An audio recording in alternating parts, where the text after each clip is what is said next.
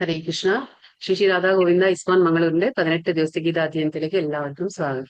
ഓം അജ്ഞാന തിമിരാന്ധസ്യ ജ്ഞാനാഞ്ജനശലാകയാ ചക്ഷുർമിലിതം യേന തസ്മൈ ശ്രീ ഗുരവേ നമഃ.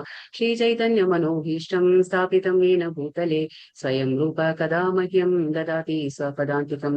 വന്ദേഹം ശ്രീഗുരോ ശ്രീയുത പദകമലം ശ്രീഗുരുन् വൈഷ്ണവാംശ്ച ശ്രീരൂപം സാഗ്രജാതം സഹഗണ രഘുനാഥാന്വിതം തം സജീവം സാദ്വൈതം സാവധൂതം പരിജനസഹിതം കൃഷ്ണ ചൈതന്യദേവം ശ്രീരാധാകൃഷ്ണപാദാൻ സഹഗണ ലലിതാ ശ്രീവിശാഖാന്വിതാംശ്ച. ഹേ കൃഷ്ണ കരുണാ സിന്ധോ ദീനബന്ധോ ജഗത്പതേ ഗോപേശ ഗോപികാകാന്ത രാധാകാന്ത നമോസ്തുതേ. തപ്ത കാഞ്ചന ഗൗരാംഗീ രാധേ വൃന്ദാവനേശ്വരി വൃഷഭാനുസുതേ ദേവി പ്രണമാമി ഹരിപ്രിയേ. വാഞ്ചകൽപതരുഭ്യശ്ച കൃപാ സിന്ധുഭ്യ एव च पतितानां पावनेभ्यो वैष्णवेभ्यो नमो नमः.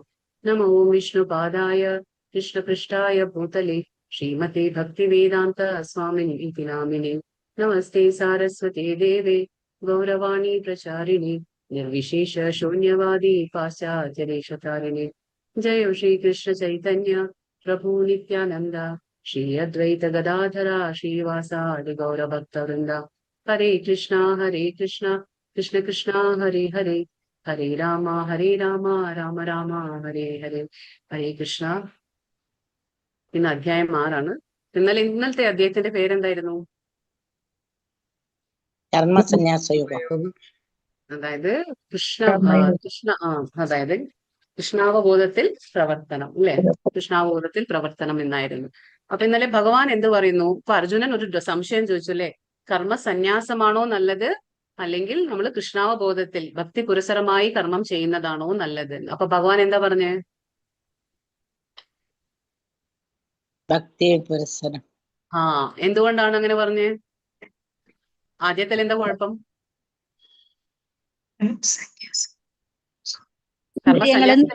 ഇന്ദ്രിയങ്ങളെ നിയന്ത്രിക്കാൻ പറ്റിയെന്ന് വരില്ലല്ലോ ഇപ്പോഴും. അതെ അതെ, അവിടെ പതനത്തിന് കാരണമുണ്ടോ, സാധ്യത ഉണ്ടായിരിക്കും. അവിടെ ഇന്ദ്രിയങ്ങളെ നമ്മൾ നിയന്ത്രിച്ചിട്ടുണ്ടാവില്ല. അപ്പൊ അവിടെ നമുക്ക് വീഴ്ചയ്ക്ക് സാധ്യത ഉണ്ട്. അതുകൊണ്ടാണ് ഭക്തി പുരസരം അല്ലെങ്കിൽ കൃഷ്ണാവബോധത്തിൽ കർമ്മം ചെയ്യുന്നത് നല്ലതായെന്ന് ഭഗവാൻ അർജുനനോട് പറഞ്ഞു കൊടുത്തു. പിന്നെ ഭഗവാൻ പറയുന്നു, ഈ കർമ്മം നമ്മൾ ആഗ്രഹിക്കാതെ, അതായത് കർമ്മഫലത്തിൽ നമ്മൾ ആഗ്രഹിക്കാതെ കർമ്മം ചെയ്യുമ്പോൾ എന്തിനോടാണ് ഭഗവാൻ ഉപമിച്ചിരിക്കുന്നത്?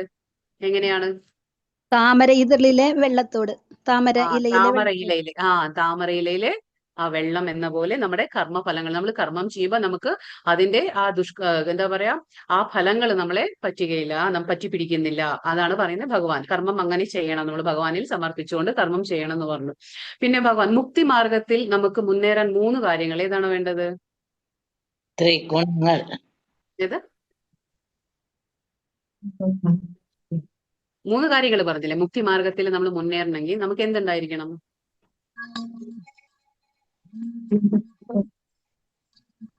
ബുദ്ധി കൊണ്ട്, മനസ്സുകൊണ്ട്, വിശ്വാസം കൊണ്ട്. 3 കാര്യങ്ങൾ. അതായത് ബുദ്ധി കൊണ്ട്, മനസ്സുകൊണ്ട്, വിശ്വാസം കൊണ്ട് നമ്മൾ മുക്തി മാർഗത്തിൽ മുന്നേറാൻ പറ്റും. ഭഗവാനിലെ ആ വിശ്വാസം നമ്മൾ ഉറപ്പിക്കണം, ഭഗവാനിലെ. എന്നിട്ട് പരിപൂർണ്ണ ജ്ഞാനത്താൽ നമുക്ക് ആ മുക്തി മാർഗത്തിൽ മുന്നേറാൻ സാധിക്കും എന്ന് പറഞ്ഞു. പണ്ഡിതൻ എങ്ങനെയുള്ള വ്യക്തിയാണ് പണ്ഡിതൻ? 5:18 പറഞ്ഞില്ലേ? എങ്ങനെയുള്ള വ്യക്തിയാണ് പണ്ഡിതൻ? ഇന്ദ്രിയങ്ങളെ നിയന്ത്രിച്ച് അല്ല, പണ്ഡിത സമദർശിനഃ എന്ന് പറഞ്ഞില്ലേ? എന്താണത് സമദർശിനഃ എന്ന് പറഞ്ഞ? എല്ലാവരും ഒരുപോലെ. അത് നായയായാലും ബ്രാഹ്മണനായാലും മാംസം ഭക്ഷിക്കുന്ന ചാണ്ടാലിനെ ആയാലും എല്ലാവരും ഒരുപോലെ കാണും. എന്തുകൊണ്ടാണ്? അദ്ദേഹത്തിന് ഒരു അറിവുണ്ടായിരിക്കും. എന്താണ്? എല്ലാവരുടെ ഹൃദയത്തിൽ ആരുണ്ട്? ഭഗവാൻ പരമാത്മാ രൂപത്തിലുണ്ടെന്നുള്ള അറിവ് അദ്ദേഹത്തിനുണ്ടാവും. അതുകൊണ്ട് അദ്ദേഹം എന്താണ്? എല്ലാവരും ഒരേപോലെ വീക്ഷിക്കാരും പണ്ഡിതൻ പണ്ഡിത സമദർശിനഃ എന്ന് പറയും. പിന്നെ ആത്മസാക്ഷാത്കാരം നേടിയ ഒരു വ്യക്തിയുടെ ലക്ഷണങ്ങൾ എന്താണ്?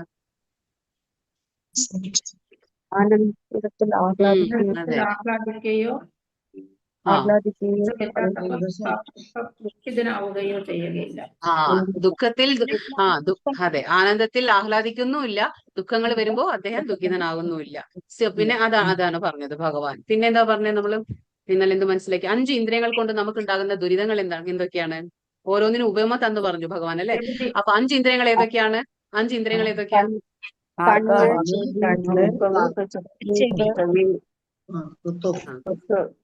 കണ്ണ്, ഉം. സ്പർശനം, ത്വക്ക്, നാക്ക്. ഓക്കെ. അപ്പൊ കണ്ണിന് ഉദാഹരണം ഏതാണ് പറഞ്ഞു? കണ്ണിന് ഏതാണ് ചെയ്യാൻ പറഞ്ഞു? ചെയ്യാൻ പറ്റാം. ചെയ്യാൻ പറ്റും. ചെവിക്ക് ഏതായിരുന്നു? മാൻ ആ. ത്വക്കിന് ഏതായിരുന്നു? ആന. ആ. ആന. ഓക്കെ. അപ്പൊ നാക്കിന് ഏതായിരുന്നു? മത്സ്യം. മത്സ്യം പറഞ്ഞു. ഓക്കെ. അപ്പൊ മൂക്കിന് ഏതായിരുന്നു? വണ്ട് ഗന്ധം. അപ്പൊ ഇങ്ങനെ ഓരോന്നിനും ഉദാഹരണങ്ങൾ കൊടുത്ത് നമ്മൾ മനസ്സിലാക്കി. നിത്യ സന്യാസി എന്ന് പറഞ്ഞ ആരാണ്? ആരെയാണ് നിത്യ സന്യാസി എന്ന് പറയാ? ഇന്ദ്രിയങ്ങളെ നിയന്ത്രിച്ച വ്യക്തി. അല്ല, അത് സ്ഥിതപ്രജ്ഞൻ എന്ന് പറഞ്ഞ ഇന്ദ്രിയങ്ങളെ അതിൻ്റെതായ വിഷയത്തിൽ നിന്ന് പിന്മാറ്റാൻ കഴിവുള്ളവൻ സ്ഥിതപ്രജ്ഞൻ. പക്ഷെ നിത്യ സന്യാസി എന്ന് പറഞ്ഞ എന്താണ്? അതാണ്. കർമ്മഫലങ്ങളെ ആഗ്രഹിക്കുന്നതുമില്ല, എന്നാൽ അതിനെ വെറുക്കുന്നതുമില്ല. അതാണ് നിത്യ സന്യാസി. ബ്രഹ്മനിർവാണം എന്ന് പറഞ്ഞ എന്താണ്? ഭൗതികങ്ങൾക്ക് അതീതം പാപമോചനം ഭൗതിക നേടിയവൻ. ക്ലേശങ്ങളുടെ ആഘാതം അനുഭവപ്പെടാതെ സദാ പരമപുരുഷനിൽ മുഴുകിയിരിക്കുക. അല്ല, സിമ്പിൾ ആയിട്ട് പറയാം. ഭൗതിക ക്ലേശങ്ങളുടെ ആഘാതത്തിൽപ്പെടാതെ അനുഭവപ്പെടാതെ ഉയരുന്നതാണ്. ഒരൊറ്റ ലൈനിൽ പറയാം, ഒരൊറ്റ വാക്കിൽ പറയുകയാണെങ്കിൽ എന്താ പറയുക? ഭൗതിക ഒരൊറ്റ ക്ലേശങ്ങളുടെ വാക്കിൽ നമുക്ക് ആഘാതം പറയാം. ബ്രഹ്മത്തിലേക്ക് ഉയരാം. ഭൗതികയിൽ നിന്ന് ഭൗതികതയിൽ ബ്രഹ്മത്തിലേക്ക് നിന്ന് ഞാൻ പറഞ്ഞുതരാം. അതായത് ഭൗതികതയിൽ നിന്ന് നമുക്ക് ആധ്യാത്മികതയിലേക്ക് ഉയരുന്നവനാണ് എന്താ പറയാ, അതിനെയാണ് നമ്മൾ എന്താ ബ്രഹ്മനിർവാണം. ബ്രഹ്മനിർവാണം. ബ്രഹ്മനിർവാണം. അപ്പൊ ശാന്തി മന്ത്രം എന്നറിയപ്പെടുന്നത് ഏതാണ്? 21ാമത്തെ ശ്ലോകമാണ്. അതെ, അതില് ഓക്കെ. അതിലെന്താ ഭഗവാൻ പറയുന്നത്? ഈ 3 കാര്യങ്ങൾ പറയുന്നുണ്ട്. 3 കാര്യങ്ങൾ മനസ്സിലാക്കാൻ ഭഗവാൻ പറയുന്നുണ്ട്. ഏതൊക്കെയാണ്? ഞങ്ങളുടെ യജ്ഞങ്ങളും തപസ്സുകളും ഭഗവാൻ നമ്മുടെ സുഹൃത്തും പരമാധികാരി, ഭഗവാൻ പരമമായ ഭോക്താവ്. സർവയജ്ഞങ്ങളുടെയും സർവയജ്ഞ തപസ്സിന്റെയും ഭോക്താവാണ്. പിന്നെ ദേവന്മാരുടെയും സകല എന്താ പറയാ, നമ്മുടെ എല്ലാ ഗ്രഹങ്ങളുടെയും അധിപനാണ്. പിന്നെ എല്ലാ ജീവജാലങ്ങളുടെയും എന്താണ്? സുഹൃത്തും അഭ്യുദയകാംക്ഷി. അഭ്യുദയകാംക്ഷി. ഈ 3 അറിഞ്ഞു കഴിഞ്ഞാൽ എന്താ ഭഗവാൻ പറയുന്നത്? ഏതിൽ നിന്ന് ഒഴിയാൻ നമുക്ക് എന്ന് പറയുന്നത്? ഭൗതിക ക്ലേശങ്ങളിൽ നിന്ന്. ഏതൊക്കെയാണ് ഭൗതിക ക്ലേശങ്ങൾ? ഏതൊക്കെയാണ്? ആദിഭൗതികം, ആദിദൈവികം, ആധ്യാത്മികം, ആദിദൈവികം. അപ്പൊ 3 ക്ലേശങ്ങൾ, അത് മനസ്സിലായല്ലോ? ഓക്കെ. അപ്പൊ ഇന്ന് നമുക്ക് ധ്യാനയോഗം. ഓക്കെ, ഹരേ കൃഷ്ണ. ഇനി എല്ലാവരും മ്യൂട്ട് ചെയ്യണേ. ഓക്കെ. അപ്പൊ ഇന്നത്തെ അധ്യായം ധ്യാനയോഗം. ഇപ്പൊ ധ്യാനയോഗം എന്ന് പറഞ്ഞാൽ നമുക്കിത് അവസാനത്തെ അധ്യായമാണ് കർമ്മയോഗത്തിലെ. അപ്പോ ആദ്യത്തെ 6 അധ്യായങ്ങൾ എന്താണ്? കർമ്മയോഗം. പിന്നെ 7 to 12 ചാപ്റ്റേഴ്സ് എന്താണത്? 7 നിന്ന് 12 വരെയുള്ളത് ഭക്തിയോഗം. അവസാനത്തെ അധ്യായങ്ങൾ എന്താണ്? ജ്ഞാനയോഗം. അപ്പൊ ജ്ഞാനയോഗം. അപ്പൊ ഇങ്ങനെ 3 ഡിവൈഡ് ചെയ്തിരിക്കുന്നത്. അപ്പൊ ഇതിപ്പോ കർമ്മയോഗത്തിലെ അവസാനത്തെ അധ്യായമാണ് ധ്യാനയോഗം. അപ്പൊ നമ്മൾ പറഞ്ഞു എന്താ ധ്യാനയോഗം എന്ന് പറഞ്ഞാൽ നമ്മൾ അതായത് പരമസത്യത്തെ മനസ്സിലാക്കാൻ 3 രീതികളുണ്ട് അല്ലെ?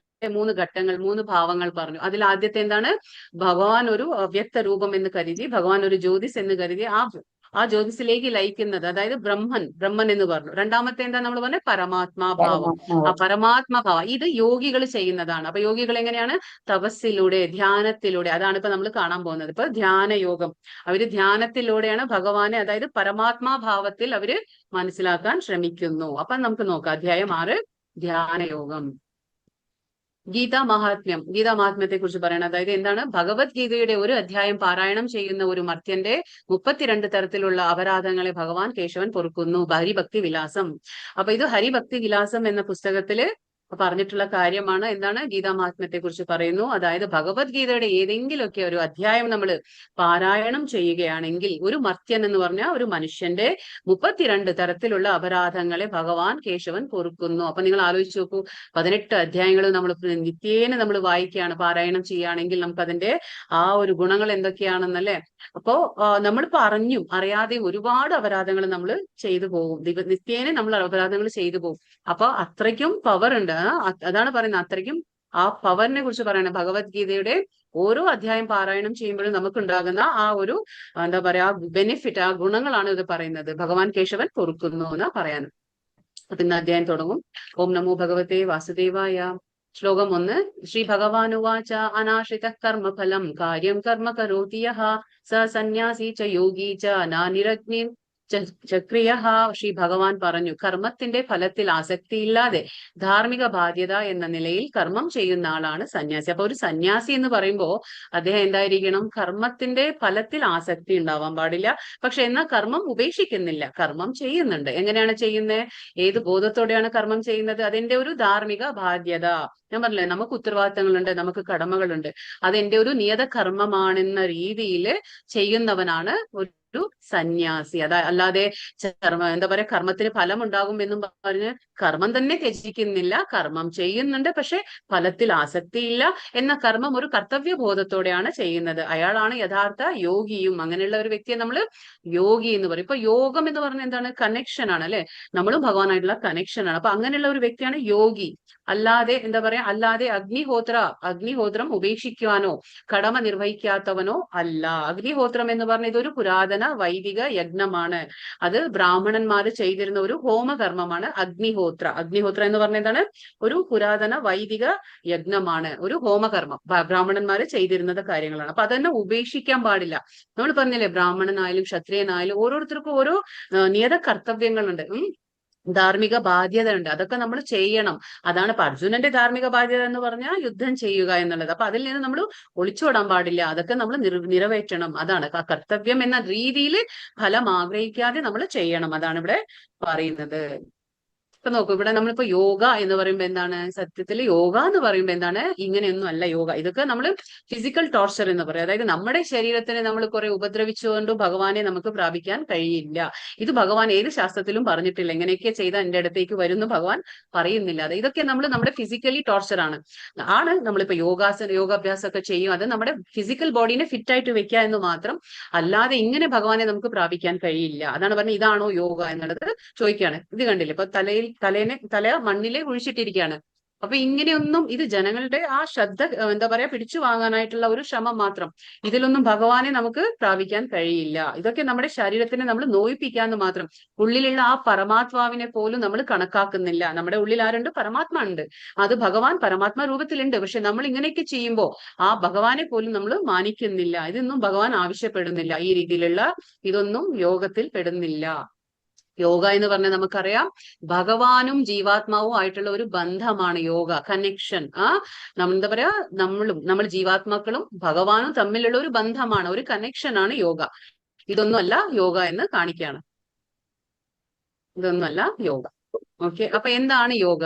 എന്താണ് യോഗ? ദൈവവുമായി ബന്ധിപ്പിക്കുന്നു. യോഗ എന്ന് പറഞ്ഞാൽ നമ്മളെ ഭഗവാനായിട്ട് ബന്ധിപ്പിക്കുന്നത് എന്താണോ അതാണ് യോഗ. ഉദാഹരണത്തിന് നമുക്ക് കർമ്മത്തിലൂടെ ഭഗവാനെ കണക്ഷൻ ആവാം. ആ കർമ്മത്തിലൂടെ കണക്ട് ചെയ്യുമ്പോൾ നമ്മൾ എന്താണ്? അത് കർമ്മയോഗ. ജ്ഞാനത്തിലൂടെ ഭഗവാനെ പ്രാപിക്കാൻ നമ്മൾ ശ്രമിക്കുമ്പോൾ അത് ജ്ഞാനയോഗ. അഷ്ടാംഗ യോഗ, ഇപ്പൊ നമ്മൾ ഇന്ന് പഠിക്കാൻ പോകുന്നത് എന്താണ്? അഷ്ടാംഗ യോഗ. അഷ്ട എന്ന് പറഞ്ഞാൽ 8, അംഗ എന്ന് പറഞ്ഞാൽ പടവകൾ, സ്റ്റെപ്പ്. അതാണ് നമ്മൾ പറയാം, ലാഡർ എന്ന് പറയില്ലേ, യോഗ ലാഡർ. അപ്പൊ ഭക്തി യോഗ, ഭക്തിയിലൂടെ ഭഗവാനെ പ്രാപിക്കുന്നതാണ് ഭക്തി യോഗ. ഇത് ഓരോ രീതിയിലുള്ള യോഗ: കർമ്മയോഗ, ജ്ഞാനയോഗ, അഷ്ടാംഗ യോഗ, ഭക്തി യോഗ. ഇപ്പൊ നമ്മൾ ഇന്ന് പഠിക്കാൻ പോകുന്നത് എന്താണ്? അഷ്ടാംഗ യോഗ. അഷ്ട എന്ന് പറഞ്ഞ 8, അംഗ എന്ന് പറഞ്ഞ പടവകൾ അല്ലെങ്കിൽ സ്റ്റെപ്സ് എന്ന് നമ്മൾ പറയില്ലേ, ആ സ്റ്റെപ്സ് എന്ന് പറയാം, പടവകൾ എന്ന്, പടികൾ എന്ന് പറയാം, എന്ത് വേണമെങ്കിലും പറയാം. അപ്പോ ഇതിൽ എന്താണ്? അഷ്ട എന്ന് പറഞ്ഞാൽ നമ്മൾ 8 ഉണ്ട്. അപ്പൊ ഇത് 8 സ്റ്റെപ്പ് ഉണ്ട്. ഇവിടെ എന്താണ്? യമ, നിയമ, ആസന, പ്രാണായാമ, പ്രത്യാഹാര, ധാരണ, ധ്യാന, സമാധി. അപ്പൊ ഇങ്ങനെയാണ് 8 സ്റ്റെപ്പുകളാണ് അഷ്ടാംഗ യോഗത്തിൽ വരുന്നത്. എന്തൊക്കെയാ നമുക്ക് ഓരോന്നായിട്ട് നോക്കാം. അപ്പൊ ആദ്യത്തെ എന്താണ്? യമ. യമ എന്ന് പറഞ്ഞ എന്താണ്? അനുസരിക്കേണ്ട ചില നിയമങ്ങൾ. അതാണ് യമ എന്ന് പറഞ്ഞ അനുസരിക്കേണ്ട ചില നിയമങ്ങൾ. നമ്മൾ എത്തിക്കൽ റെസ്ട്രെയിൻസ് എന്ന് പറയും ഇംഗ്ലീഷിൽ. അപ്പൊ അതാണത്. അതിൽ എന്തൊക്കെയാ വരുന്നത്? അഹിംസ, ആസ്തേയ, ബ്രഹ്മചര്യ. എന്താ പറയുന്നത് ഇതില്? യമത്തിൽ എന്ത് വരും? അഹിംസ, ആസ്തേയ, ബ്രഹ്മചര്യ. അപ്പൊ എന്താണ് ഇത് പറയുന്നത്? അഹിംസ എന്ന് പറയുമ്പോൾ നമ്മളൊരു ശാരീരികമായിട്ട് മാത്രമല്ല മാനസികമായിട്ടും മറ്റുള്ളവരെ നമ്മൾ ഉപദ്രവിക്കാതിരിക്കുക, അതാണ് അഹിംസയിൽ പെടും. അപ്പൊ അതൊക്കെ അഹിംസയാണ്. പിന്നെ സത്യം എന്ന് പറഞ്ഞാൽ സത്യം മാത്രം പറയുന്നത്, അത് സത്യം പറയണം. നമ്മൾ കഴിവതും നമ്മൾ സത്യം തന്നെ പറയണം നമ്മൾ, അതാണ് സത്യ. പിന്നെ നോൺ സ്റ്റീലിംഗ്, അതായത് ആസ്തേയ എന്ന് പറഞ്ഞാൽ മോഷ്ടിക്കാതിരിക്കുക, അതാണ് ആസ്തേയ. പിന്നെ ബ്രഹ്മചര്യം എന്ന് വെച്ചാൽ ബ്രഹ്മചര്യം പാലിക്കുക, അതാണ്. പിന്നെ ഈ നോൺ പൊസസീവ്നെസ് എന്ന് പറയും നമ്മൾ. അതായത് ഉടമസ്ഥ അവകാശമില്ലാതെ നമ്മൾ പ്രവർത്തിക്കുക. ഇത് എന്റെ എന്നുള്ള ആ ഒരു ഉടമസ്ഥ അവകാശം, പൊസസീവ്നെസ് ഇല്ലാതെ നമ്മൾ പ്രവർത്തിക്കണം. ഇതാണ് ആദ്യത്തേത്. അനുസരിക്കേണ്ട ചില നിയമങ്ങളിൽ വരുന്നത് അഹിംസ, ആസ്ഥേയ, ബ്രഹ്മചര്യം, പിന്നെ നോൺ പൊസസീവ്നെസ് എന്ന് പറയും. നമ്മൾ ഉടമസ്ഥ അവകാശം ഇല്ലാതെ നമ്മൾ പ്രവർത്തിക്കുക, അതാണ്. പിന്നെ രണ്ടാമത്തേത് യമ കഴിഞ്ഞു നിയമ എന്ന് പറഞ്ഞാൽ നമ്മൾ എന്താ പറയാ, നമ്മൾ സ്വയം പരിശീലിച്ചെടുക്കേണ്ട ചില ശീലങ്ങളുണ്ട്. എന്തൊക്കെയാണത്? അതായത് നമ്മൾ സെൽഫ് ഡിസിപ്ലിൻ എന്ന് പറയും, അച്ചടക്കം. നമ്മുടെ സെൽഫ് ഡിസിപ്ലിൻ നമുക്ക് തന്നെ ശീലിച്ചെടുക്കേണ്ട ചില കാര്യങ്ങളുണ്ട്, അതാണ് സെൽഫ് ഡിസിപ്ലിൻ എന്ന് പറയും നമ്മൾ. പിന്നെ അതിരാവിലെ എഴുന്നേൽക്കുക, ബ്രഹ്മമുഹൂർത്തത്തിൽ നമ്മൾ എഴുന്നേൽക്കുക. ബ്രഹ്മമുഹൂർത്തം എന്ന് പറഞ്ഞാൽ കാലത്തെ സമയമാണ്, അപ്പോൾ എഴുന്നേൽക്കുന്നതാണ് നമ്മൾ ബ്രഹ്മമുഹൂർത്തത്തിൽ എഴുന്നേൽക്കുക, അതിരാവിലെ എഴുന്നേൽക്കുന്നത്. പിന്നെ ശൗചം എന്ന് പറയുമ്പോൾ എന്താണ്? ക്ലെൻലിനെസ്, അതായത് ആന്തരികമായിട്ടുള്ളതും ബാഹ്യമായിട്ടുള്ളതും വൃത്തി, അത് ക്ലെൻലിനെസ്. പിന്നെ തപസ് എന്ന് പറയുമ്പോൾ ഓസ്റ്റെറിറ്റി എന്ന് പറയും. ആ തപസ് എന്ന് പറയുമ്പോൾ ഇപ്പൊ നമുക്ക് സത്യുഗത്തിലെ തപസ് നമുക്ക് ഇപ്പൊ കലികാലത്തിൽ ചെയ്യാൻ പറ്റില്ല, കലിയുഗത്തിൽ നമുക്കത് ചെയ്യാൻ പറ്റില്ല. പക്ഷെ കലിയുഗത്തിലെ തപസ് എന്ന് പറഞ്ഞാൽ എന്താണ്? തപസ് അനുഷ്ഠിക്കുക എന്ന് പറഞ്ഞാൽ ഏകാദശി ഉപവാസങ്ങൾ എടുക്കുക, പിന്നെ ഹരേ കൃഷ്ണ മന്ത്രം ജപിക്കുക, കാലത്ത് എഴുന്നേൽക്കുക, ഇതൊക്കെ തന്നെ നമുക്ക് തപസ്സാണ്. പിന്നെ അധ്യായ എന്ന് പറയുമ്പോൾ എന്താണ്? അത് നമ്മൾ തന്നെ സെൽഫ് സ്റ്റഡി എന്ന് പറയുമ്പോൾ എങ്ങനെയാണ്? നമ്മൾ ഭഗവത്ഗീത പുസ്തകങ്ങൾ വീട്ടിലുണ്ടെങ്കിൽ നമ്മൾ ആ ഗ്രന്ഥങ്ങളെ വായിക്കുക, ഭഗവത്ഗീത വായിക്കുക, ഭാഗവതം വായിക്കുക, ഇതൊക്കെ എന്താണ്? സ്വാധ്യായത്തിൽ വരും, അതായത് സെൽഫ് സ്റ്റഡിയിൽ വരും. പിന്നെ എന്താണ്? സെൽഫ് ഡിസിപ്ലിൻ നമ്മൾ പറഞ്ഞു, അതായത് അച്ചടക്കമുള്ള. പിന്നെ ശരണാഗതി എന്ന് പറഞ്ഞാൽ നമ്മൾ ഭഗവാനിൽ സമർപ്പിക്കുക, നമ്മുടെ എല്ലാം ചെയ്യുന്ന നമ്മൾ ഭഗവാനെ ആശ്രയിച്ച് ജീവിക്കുക. ഭഗവാനിൽ നമ്മൾ കായേന വാച മനസ്സ എന്ന് പറയും, അതായത് നമ്മുടെ ശരീരം കൊണ്ടും മനസ്സുകൊണ്ടും നമ്മുടെ ആ വാക്കുകൊണ്ടും നമ്മൾ ഭഗവാനിൽ ശരണം പ്രാപിച്ച് നമ്മൾ ജീവിതം നയിക്കുക, അതാണ് ശരണാഗതി എന്ന് പറയുന്നത്. അപ്പൊ ഇത് നിയമ. ഇനി നെക്സ്റ്റ് എന്താണ്? ആസന. അപ്പൊ നമ്മളൊക്കെ സാധാരണയായിട്ട് നമ്മൾ കണ്ടിട്ടുള്ളത് എന്താ? യോഗാസന എന്ന് പറഞ്ഞ ഡയറക്റ്റ് നമ്മൾ എവിടേക്കാ പോകുന്നത്? ആസനത്തിലേക്കാണ് പോകുന്നത്. പക്ഷെ ഈ നിയമ ഇല്ലാതെ ആസനം ചെയ്തു കഴിഞ്ഞാൽ എന്താണ് സംഭവിക്കുക? അത് വരും നമ്മുടെ ആ ബോഡീനെ നമ്മൾ ഫിറ്റ് ആയിട്ട് വെക്കുന്നു എന്ന് മാത്രം. പക്ഷെ നമുക്ക് നമ്മുടെ ജീവിതത്തിൽ യമ ഉണ്ടായിരിക്കണം, നിയമം പാലിക്കണം. തേർഡ് സ്റ്റെപ്പാണ് ആസന. ആസന എന്ന് പറഞ്ഞാൽ എന്താണ്? പോസ്ചർ എന്ന് നമ്മൾ പറയും, അതായത് ശരീരഭാഷ, അതായത് നമ്മൾ ഇരിക്കുന്ന ആ രീതി, ആ സ്ട്രേറ്റ് ആയിട്ട് നട്ടിൽ നിവർന്ന് നമ്മൾ ഇങ്ങനെ ഇരിക്കില്ലേ, അതാണ് ആ പോസ്ചറാണ്, ബോഡിയുടെ ഒരു പോസ്ചർ, അത് ശരീരഭാഷ എന്ന് പറയും, അതാണ് ആസന. അടുത്തത് എന്താണ്? ആസന നമ്മൾ നല്ല ആ രീതിയിലുള്ള ആ സ്ട്രേറ്റ് ഉള്ള ആ പൊസിഷനിൽ നമ്മൾ ഇരുന്ന് കഴിഞ്ഞാൽ നെക്സ്റ്റ് എന്ത് നമ്മൾ ചെയ്യുന്നു? പ്രാണായാമ എന്ന് പറഞ്ഞാൽ എന്താണ്? നമ്മൾ എന്താ പറയാ, ആ ശ്വാസത്തെ കൺട്രോൾ ചെയ്യുന്നത്, നമ്മുടെ ബ്രീതിങ് കൺട്രോൾ, ബ്രെത്ത് കൺട്രോൾ എന്ന് പറയും. ആ ബ്രീതിങ്ങിനെ നമ്മൾ നിയന്ത്രിക്കുക. അതായത് നമ്മൾ കേട്ടിട്ടുണ്ട് അല്ലെ, നമ്മൾ പൂരക്ക, രേച്ചക്ക, കുംഭക്ക എന്നൊക്കെ നമ്മൾ കേട്ടിട്ട്. പൂരക്ക എന്ന് പറഞ്ഞാൽ നമ്മൾ ഉള്ളിൽ ശ്വാസത്തെ ഉൾവലിക്കുന്നത്, പിന്നെ അത് പിടിച്ചു നിർത്തുക, പിന്നെ അത് നമ്മൾ പുറത്തേക്ക് ആ ശ്വാസത്തെ വിടുന്നത്. അപ്പൊ ഇതൊക്കെ എന്താണ്? അത് പ്രാണായാമ, ആ ബ്രെത്ത് കൺട്രോൾ ചെയ്യുന്നത്. പിന്നെ എന്താണ് നെക്സ്റ്റ്?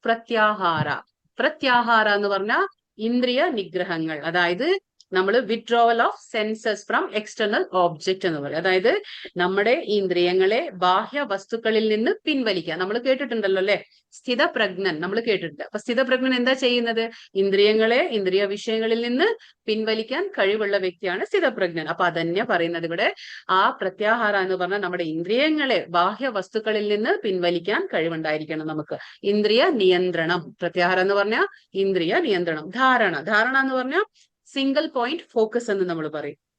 അതായത് നമ്മൾ ഒരേ ഒരു സ്ഥലത്ത് ഒരേ ഒരു സംഭവത്തിൽ നമ്മുടെ മനസ്സിനെ നമ്മൾ കേന്ദ്രീകരിക്കുന്നതാണ് ധാരണ എന്ന് പറഞ്ഞാൽ മനസ്സിനെ കേന്ദ്രീകരിച്ചു വെക്കുക. ധ്യാന എന്ന് പറഞ്ഞാൽ തുടർച്ചയായിട്ട്, അതായത് തുടരുന്നത്.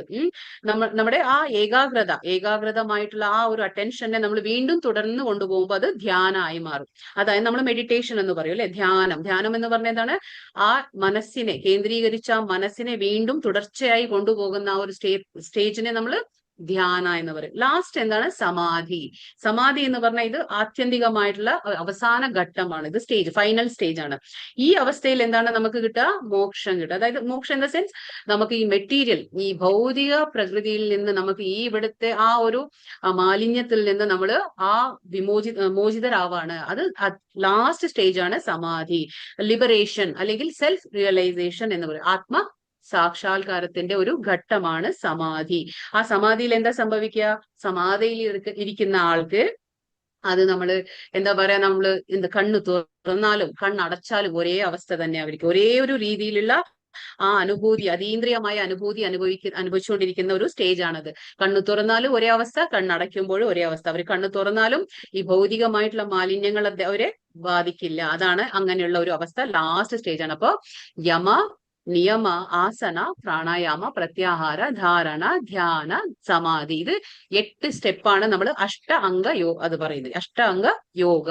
ഇതിലൂടെയാണ് ഭഗവാനെ പ്രാപിക്കാനാണ് ഈ യോഗികൾ. ഇത് ഇങ്ങനെയാണ് യോഗികൾ ശ്രമിക്കുന്ന രീതിയാണിത്. ഇവരെന്താണ് അഷ്ടാംഗ യോഗി എന്ന് പറയും നമ്മൾ ഇവരാണ് തപസ്സിലൂടെ ഈ രീതിയിൽ ഇരുന്ന് ആ രീതിയിൽ മനസ്സിന്റെ സിംഗിൾ പോയിന്റ് ഫോക്കസിൽ ഇങ്ങനെ ഈ എല്ലാ സ്റ്റെപ്പുകളും ഫോളോ ചെയ്തിട്ടാണ് അവർ ആ സമാധി എന്ന ആ സ്റ്റേജിലേക്ക് എത്തുന്നത്. അതായത് ആ ഫൈനൽ സ്റ്റേജിൽ അവർക്ക് എന്താണ്, അവര് ഈ ബ്രഹ്മനിർവാണം നമ്മൾ പറഞ്ഞില്ലേ, അവര് ഭൗതികതയിൽ നിന്നുകൊണ്ട് തന്നെ അവര് ആധ്യാത്മിക തലത്തിലേക്ക് ഉയരുകയാണ് ചെയ്യുന്നത്.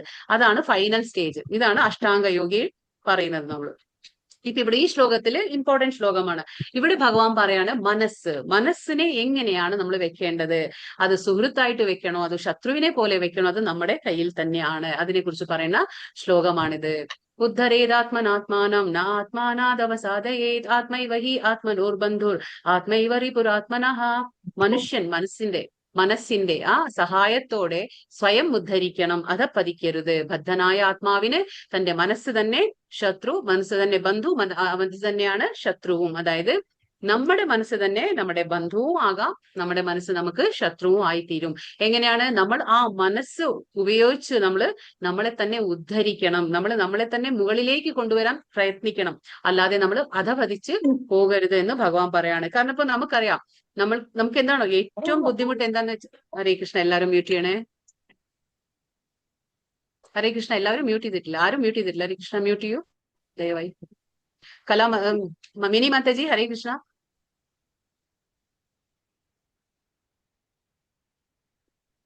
ഹരേ കൃഷ്ണ, മിനി മാതാജി.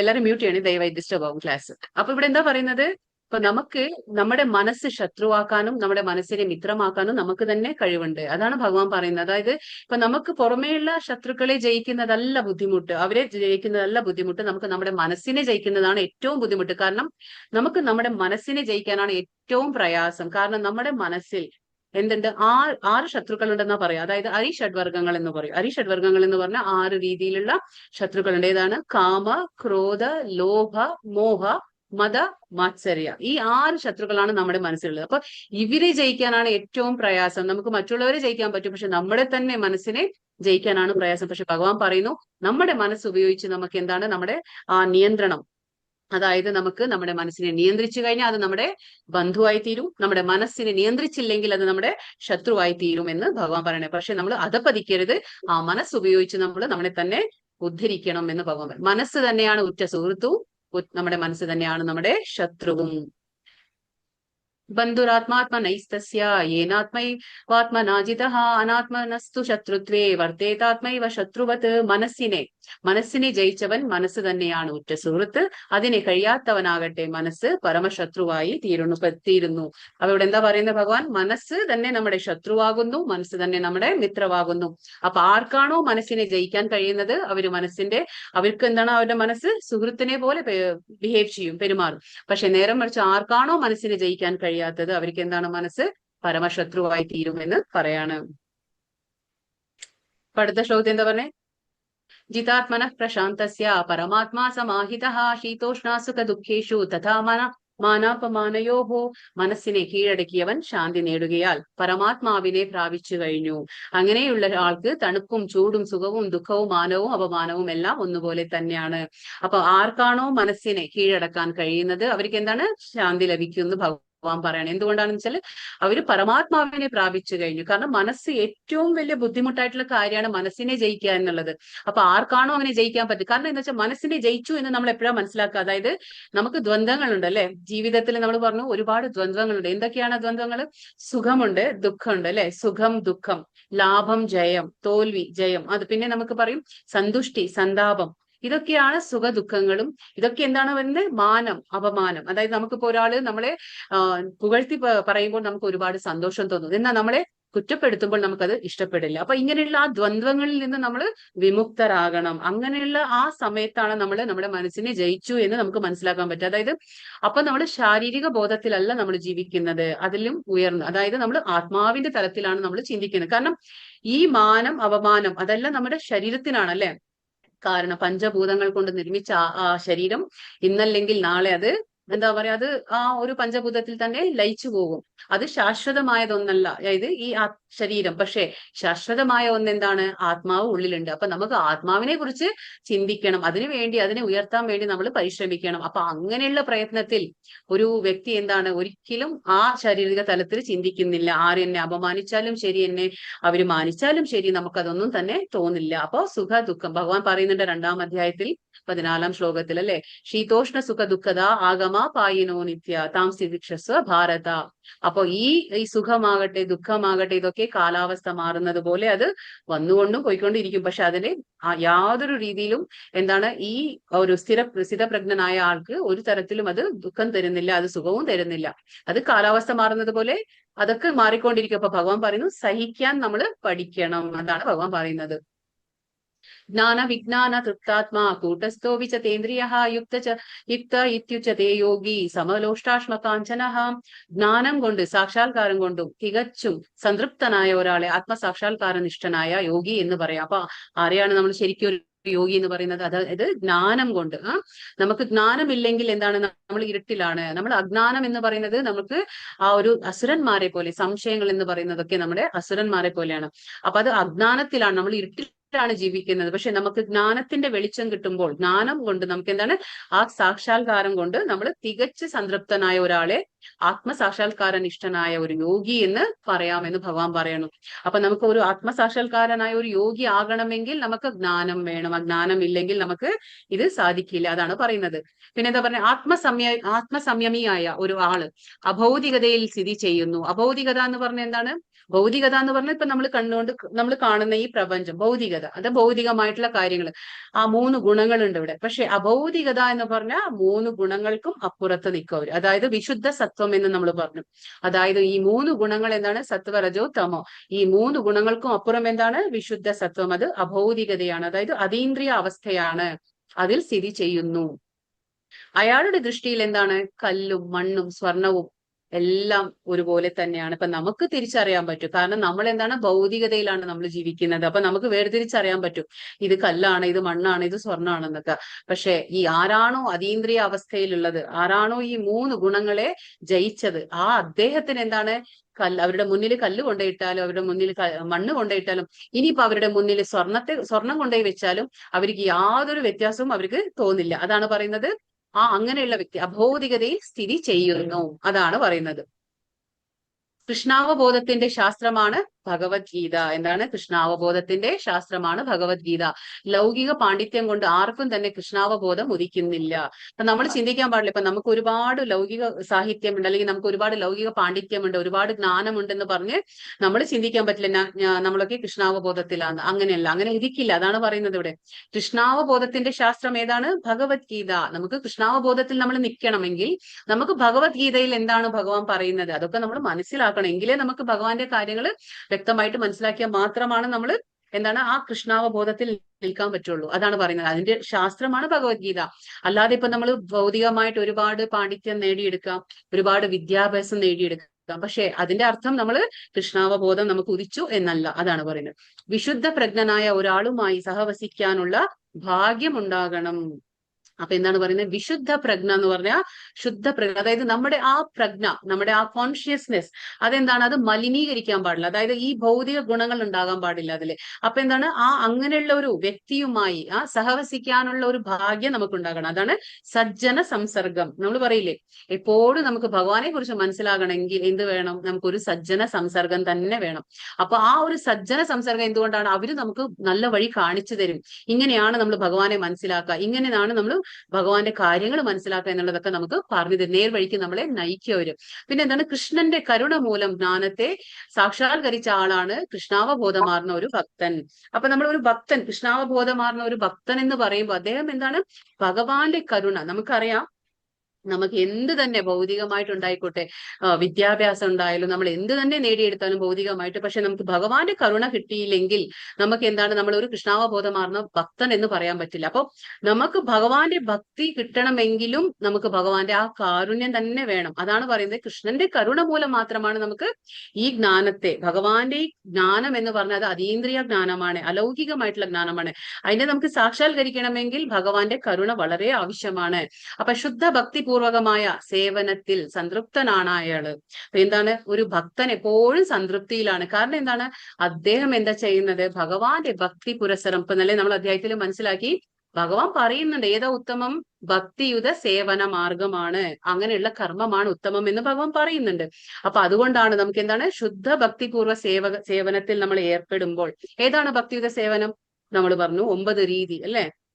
ഭക്തിയുത സേവനം എന്ന് പറഞ്ഞാൽ അതിൽ നവവിധ ഭക്തി, 9 രീതിയിലുള്ള ഭക്തിയാണ്. ഏതാണ്, ശ്രവണം, കീർത്തനം, വിഷ്ണു സ്മരണം, പാദസേവനം, അർച്ചനം, വന്ദനം, ദാസ്യം, സഖ്യം, ആത്മനിവേദനം, ഇങ്ങനെ 9 രീതിയിലുള്ള ഭക്തിയാണ്. അപ്പൊ ഇങ്ങനെയൊക്കെയാണ് ഭക്തിയുത സേവനത്തിലാണ് ഭക്തന്മാർ ഏർപ്പെടുന്നത്. അതുകൊണ്ട് തന്നെ അവർക്ക് എന്തുണ്ടാവും, ജീവിതത്തിൽ അവർക്ക് സംതൃപ്തി ഉണ്ടാവും.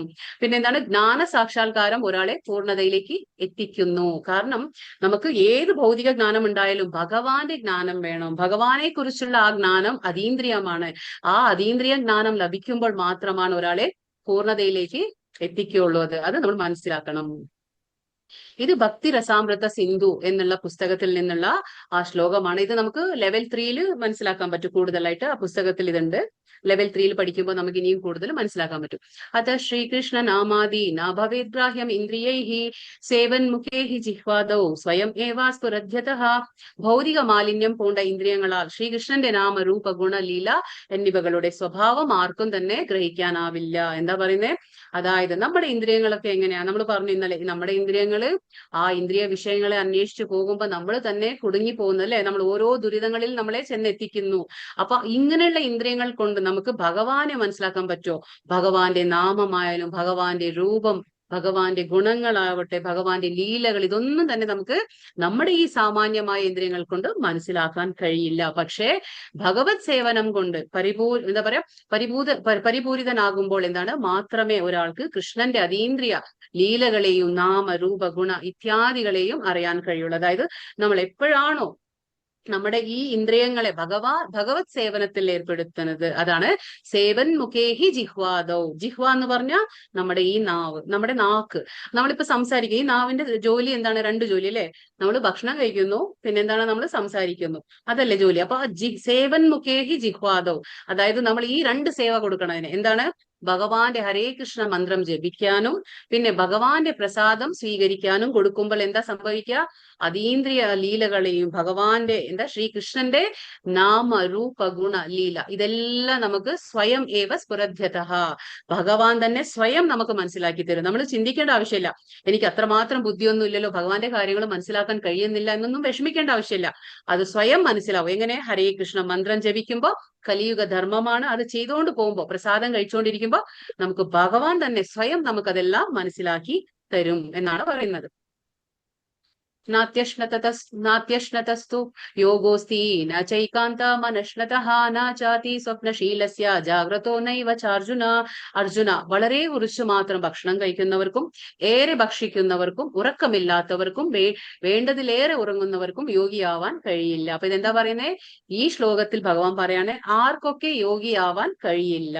ആർക്കൊക്കെ യോഗിയാവാൻ കഴിയില്ല, അതായത് കൂടുതൽ ഭക്ഷണം കഴിക്കുന്നവർക്കും കുറച്ച് ഭക്ഷണം കഴിക്കുന്നവർക്കും പിന്നെ ഒരുപാട് ഉറങ്ങുന്നവർക്കും പിന്നെ ഉറങ്ങാതിരിക്കുന്നവർക്കും എന്താ പറയാ, ഭഗവാന്റെ ആ ഒരു ഭഗവാന്റെ യോഗിയാകാൻ, അതായത് ഭഗവാന്റെ ആ അടുത്തേക്ക് നമുക്ക് ചെല്ലാണെങ്കിൽ ഏതെങ്കിലും ഒരു യോഗം നമുക്ക് വേണമല്ലേ.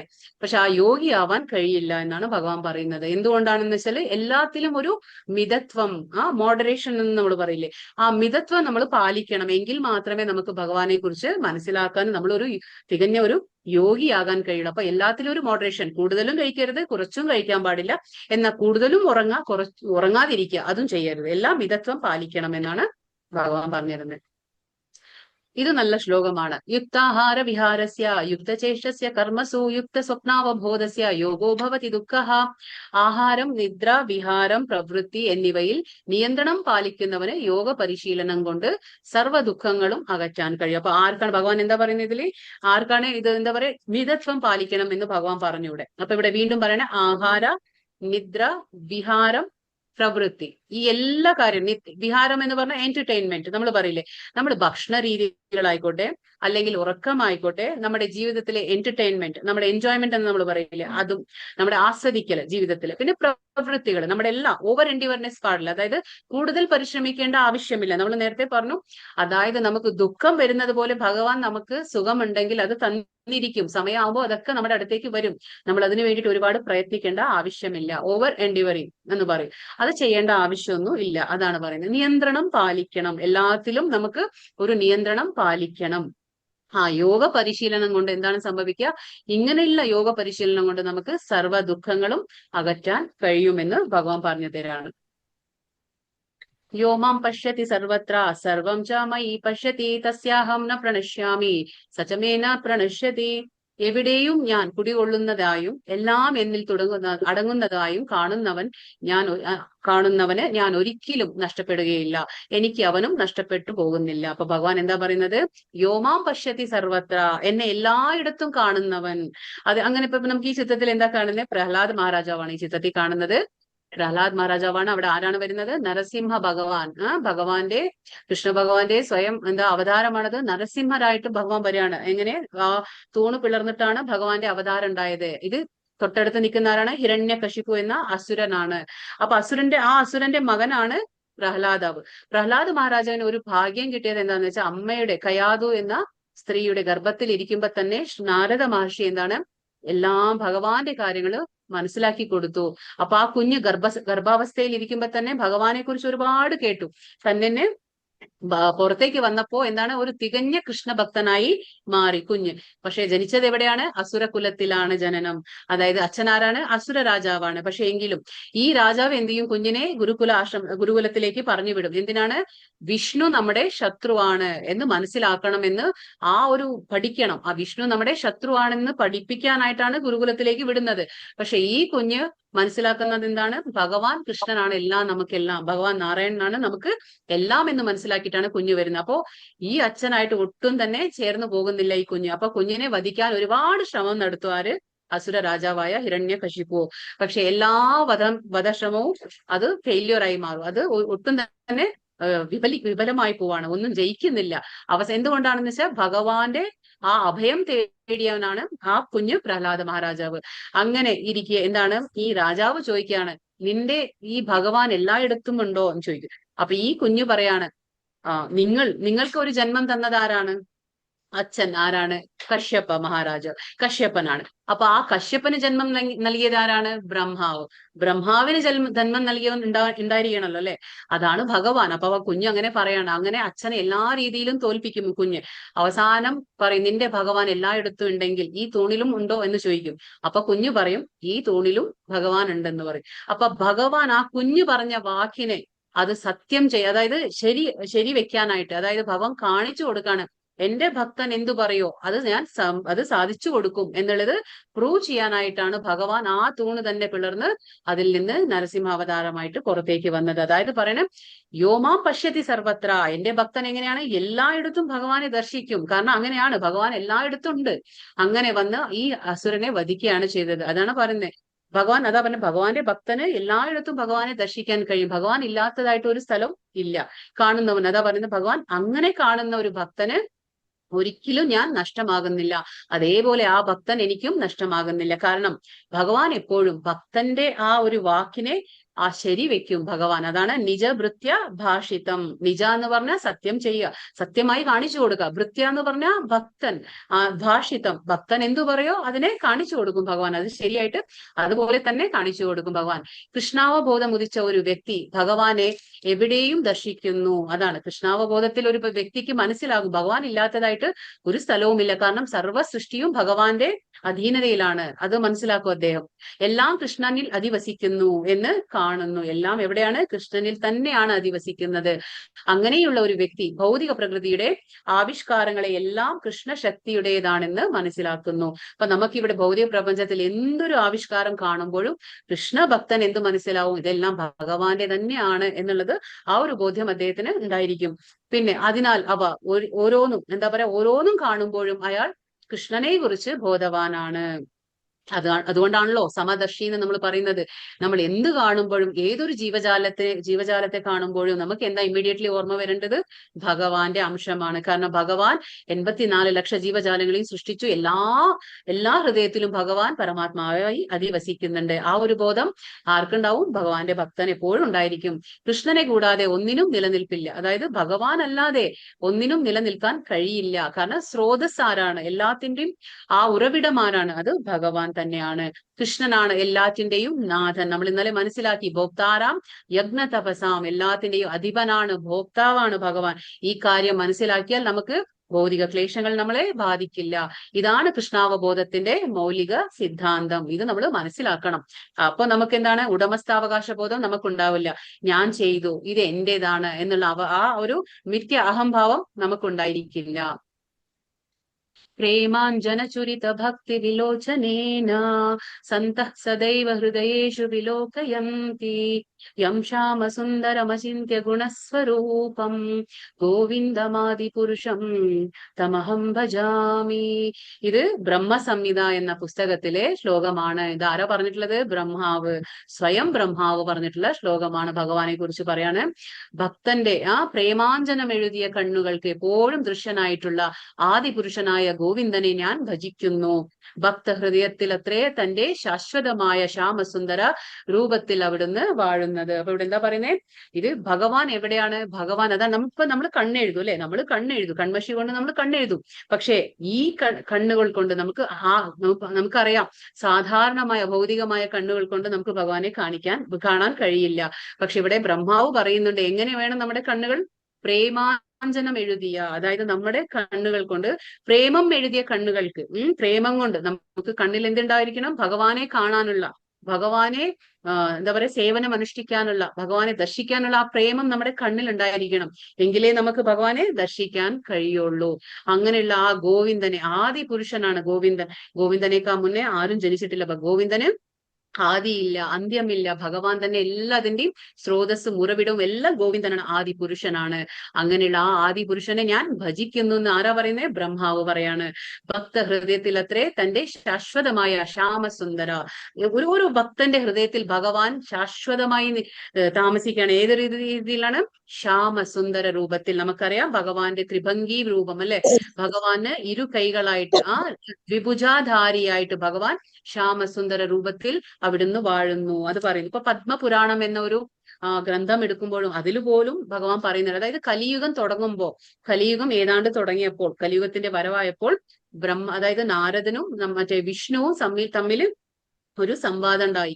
ആ സംവാദത്തില് നാരദർ ചോദിക്കുകയാണ് ആരോട്? വിഷ്ണുവിനോട് ചോദിക്കുകയാണ്. അതായത് കലിയുഗത്തിൽ എങ്ങനെയാണ് ആൾക്കാർക്ക് ഭഗവാനെ ദർശിക്കാൻ കഴിയുക, ഭഗവാനെ എങ്ങനെയാണ് കാണാൻ കഴിയുക? അപ്പോ ഭഗവാൻ ഒരു നല്ല ശ്ലോകം പറയുന്നുണ്ട്. അതായത് നാഹം തിഷ്ഠാമി വൈകുണ്ഠേ യോഗിനാം ഹൃദയേന ച തത്ര തിഷ്ഠാമി നാരദ യത്ര ഗായന്തി മദ്ഭക്താഹ. അതായത് നാഹം തിഷ്ഠാമി വൈകുണ്ഠേ, ഞാൻ വൈകുണ്ഠങ്ങളിൽ ഇല്ല. ഞാൻ എവിടെയുണ്ട്? വൈകുണ്ഠങ്ങളിൽ ഇല്ല. ഞാൻ യോഗിനാം ഹൃദയേന ച, യോഗികൾ എന്താ ചെയ്യുന്നത്? എപ്പോഴും ഹൃദയത്തിൽ വസിക്കുന്ന ആ പരമാത്മാവിനെ ധ്യാനിച്ചുകൊണ്ടിരിക്കുന്ന ആൾക്കാരാണ്. അപ്പൊ പറയുന്നത് ഞാൻ ആ യോഗികളുടെ ഹൃദയത്തിലും ഇല്ല. പക്ഷെ എവിടെയുണ്ട് ഞാൻ? തത്ര തിഷ്ഠാമി നാരദ യത്ര ഗായന്തി മദ്ഭക്താഹ. എവിടെയാണ് എന്റെ ഭക്തന്മാർ എന്നെ കുറിച്ച് സംസാരിക്കുന്നത്, എവിടെയാണ് എന്റെ ഭക്തന്മാർ എന്നെ കുറിച്ച് കേൾക്കുന്നത്, അവിടെ ഞാൻ തീർച്ചയായിട്ടും ഉണ്ടാകുമെന്ന് വിഷ്ണു നാരദരോട് പറഞ്ഞു കൊടുക്കാണ്. ഇപ്പൊ ഇവിടെ അർജുനനോട് എപ്പോഴും കൃഷ്ണൻ ഒരു കാര്യം ആവശ്യപ്പെടുന്നുണ്ട് അല്ലെ? എന്താണ് അർജുനനോട് കൃഷ്ണൻ എപ്പോഴും പറയാറുണ്ട്? മനസ്സിനെ നിയന്ത്രിക്കണം. മനസ്സിനെ എപ്പോഴും എന്താണ് ഭഗവാൻ പറഞ്ഞു? യോഗി ആവണമെങ്കിൽ നമ്മുടെ മനസ്സിനെ നമ്മൾ നിയന്ത്രിക്കണം എന്ന് പറയും. അപ്പൊ അതുകൊണ്ട് ഇപ്പൊ അർജുനൻ ചോദിക്കുകയാണ്, എങ്ങനെ ഈ മനസ്സിനെ നിയന്ത്രിക്കാം? പറയാണ് ചഞ്ചലം ഹി മന കൃഷ്ണ പ്രമാഥി ബലവദൃഢം തസ്യാഹം നിഗ്രഹം മന്യേ വായോരിവ സുദുഷ്കരം. മനസ്സ് ചഞ്ചലമാണ്, പ്രക്ഷുബ്ധമാണ്, വഴങ്ങാത്തതും ബലമേറിയതുമാണ് കൃഷ്ണ. അതിനെ നിയന്ത്രിക്കാൻ കാറ്റിനെ പിടിച്ചു നിർത്തുന്നതിനേക്കാൾ പ്രയാസമുണ്ടെന്ന് എനിക്ക് തോന്നുന്നു. അപ്പൊ അർജുനൻ പറയാണ്, എപ്പോഴും ഭഗവാൻ പറയുന്നുണ്ട് മനസ്സിനെ നിയന്ത്രിക്കണം എന്ന്. പക്ഷെ ഞാൻ എങ്ങനെ നിയന്ത്രിക്കും? വേണമെങ്കിൽ ഞാൻ ആ കാറ്റിനെ പിടിച്ചു നിർത്താം, അത് വേണമെങ്കിലും സാധിക്കും. പക്ഷെ അതിനേക്കാൾ ബുദ്ധിമുട്ടാണ് എനിക്ക് എന്റെ മനസ്സിനെ നിയന്ത്രിക്കുക. കാരണം എന്താണ്? മനസ്സ് ചഞ്ചലമാണ്. ഇവിടെ ഒരു കുരങ്ങനെ കാണിക്കണം. എന്താണ്? കുരങ്ങന്മാരുടെ സ്വഭാവം നമുക്കറിയാലേ, ഒരു സ്ഥലത്തിരിക്കില്ല. കാരണം ഈ കൊമ്പിൽ നിന്ന് ആ കൊമ്പിലേക്ക് അങ്ങനെ ചാടി ഇരിക്കും. അതുപോലെയാണ് നമ്മുടെ മനസ്സും. ഇപ്പൊ നമ്മൾ ഒരു 5 മിനിറ്റ് ഇരുന്ന് മെഡിറ്റേഷൻ ചെയ്യണം, അല്ലെങ്കിൽ നമ്മളൊന്ന് ധ്യാനിക്കണം, അല്ലെങ്കിൽ നമ്മളൊന്ന് വെറുതെ ഇരിക്കണം എന്ന് വിചാരിച്ചാലും നമ്മുടെ മനസ്സ് ആ സ്ഥലത്തിരിക്കില്ല.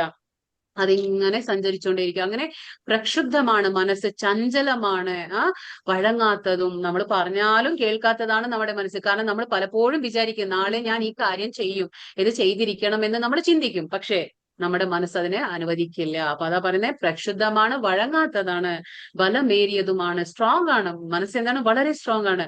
അതുകൊണ്ട് കൃഷ്ണൻ പറഞ്ഞ ആദ്യം എന്താ നിയന്ത്രിക്കേണ്ടേ? ഇന്ദ്രിയങ്ങളെ. ഇന്ദ്രിയം നിയന്ത്രിച്ചാൽ മനസ്സ് നിയന്ത്രിതമാവും. പിന്നെന്താണ്? പിന്നെ ബുദ്ധി കൺട്രോൾ ആവും. അങ്ങനെ ആത്മാവ് സൂഹിക്കാൻ പറ്റും. അപ്പൊ ആദ്യം നിയന്ത്രിക്കേണ്ടത് എന്താണ്? നമ്മുടെ ഇന്ദ്രിയങ്ങളെ. അതെങ്ങനെ സാധിക്കും? ഭഗവാന്റെ നാമജപത്തിലൂടെ മാത്രമാണ് സാധിക്കുക. അല്ലാതെ നമ്മുടെ ഇന്ദ്രിയങ്ങളെ നമുക്ക് നിയന്ത്രിക്കാൻ കഴിയില്ല. അപ്പൊ ഇങ്ങനെ പറയാണ് ഇപ്പൊ അർജുനൻ. അപ്പൊ അർജുൻ പറയുന്നു മനസ്സിനെ നിയന്ത്രിക്കാൻ പറ്റുന്നില്ല. അപ്പൊ ഇവിടെ ഈ ചിത്രത്തിൽ എന്താ കാണുന്നത്? അർജുനൻ തന്നെയാണ്. ഇത് ദ്രോണാചാര്യരാണ്. അപ്പൊ ദ്രോണാചാര്യരുടെ ശിഷ്യനാണല്ലോ അർജുനൻ, പ്രിയപ്പെട്ട ശിഷ്യനാണ്. അപ്പൊ പാണ്ഡവർക്കെല്ലാം ഗുരുവാണ് നമ്മുടെ ദ്രോണാചാര്യർ. കൗരവർക്കും പാണ്ഡവർക്കും ഒക്കെ ഗുരുവായിരുന്നു ദ്രോണാചാര്യർ. അപ്പോ ആ സമയത്ത് ഒരു പക്ഷിയുടെ കണ്ണിലേക്ക് അമ്പെയ്യാൻ പറയാണ്. പക്ഷിയുടെ കണ്ണിലേക്ക് അമ്പെയ്യാൻ പറയുമ്പോ ബാക്കിയുള്ളവരൊക്കെ അതില് തോറ്റുപോകും, അവർക്ക് പറ്റില്ല അവരെ കൊണ്ട്. പക്ഷെ അർജുനനെ കൊണ്ട് അത് സാധിക്കും. കാരണം അർജുനന്റെ ശ്രദ്ധ ആ കണ്ണിൽ മാത്രമായിരുന്നു, ആ പക്ഷിയുടെ കണ്ണിൽ മാത്രമായിരുന്നു. അതേപോലെ അർജുനൻ അതില് ആ അമ്പെയ്യാൻ സക്സസ് ആയി. അപ്പൊ അതിൽ ജയം ലഭിച്ച ഒരു വ്യക്തിയായിരുന്നു അർജുനൻ. അതേപോലെ ഇപ്പുറത്തെ എന്താ ചിത്രത്തിൽ കാണുന്നത്? ദ്രൗപദി സ്വയംവരത്തിലെ ഒരു മത്സരമാണ്. അതെന്താണ്? മുകളിലെ ചക്രം കറങ്ങിക്കൊണ്ടേയിരിക്കും, അതിന്റെ ആ നടുവിൽ എന്താണ്? ഒരു മത്സ്യം ഉണ്ടായിരിക്കും. ആ മത്സ്യത്തിന്റെ കണ്ണിലേക്ക് അമ്പെയ്യണം. എങ്ങനെ? ഡയറക്റ്റ് അല്ല, താഴെ ആ വെള്ളത്തിന്റെ നിഴലിൽ, അതായത് ആ പ്രതിബിംബം, റിഫ്ലക്ഷൻ നോക്കിക്കൊണ്ട് വേണം മുകളിലേക്ക് അമ്പെയ്യാൻ, ആ കണ്ണിലേക്ക്. അപ്പൊ അതിലുപോലും വിജയം സാധിച്ചെടുത്ത ആളാണ് നമ്മുടെ അർജുനൻ.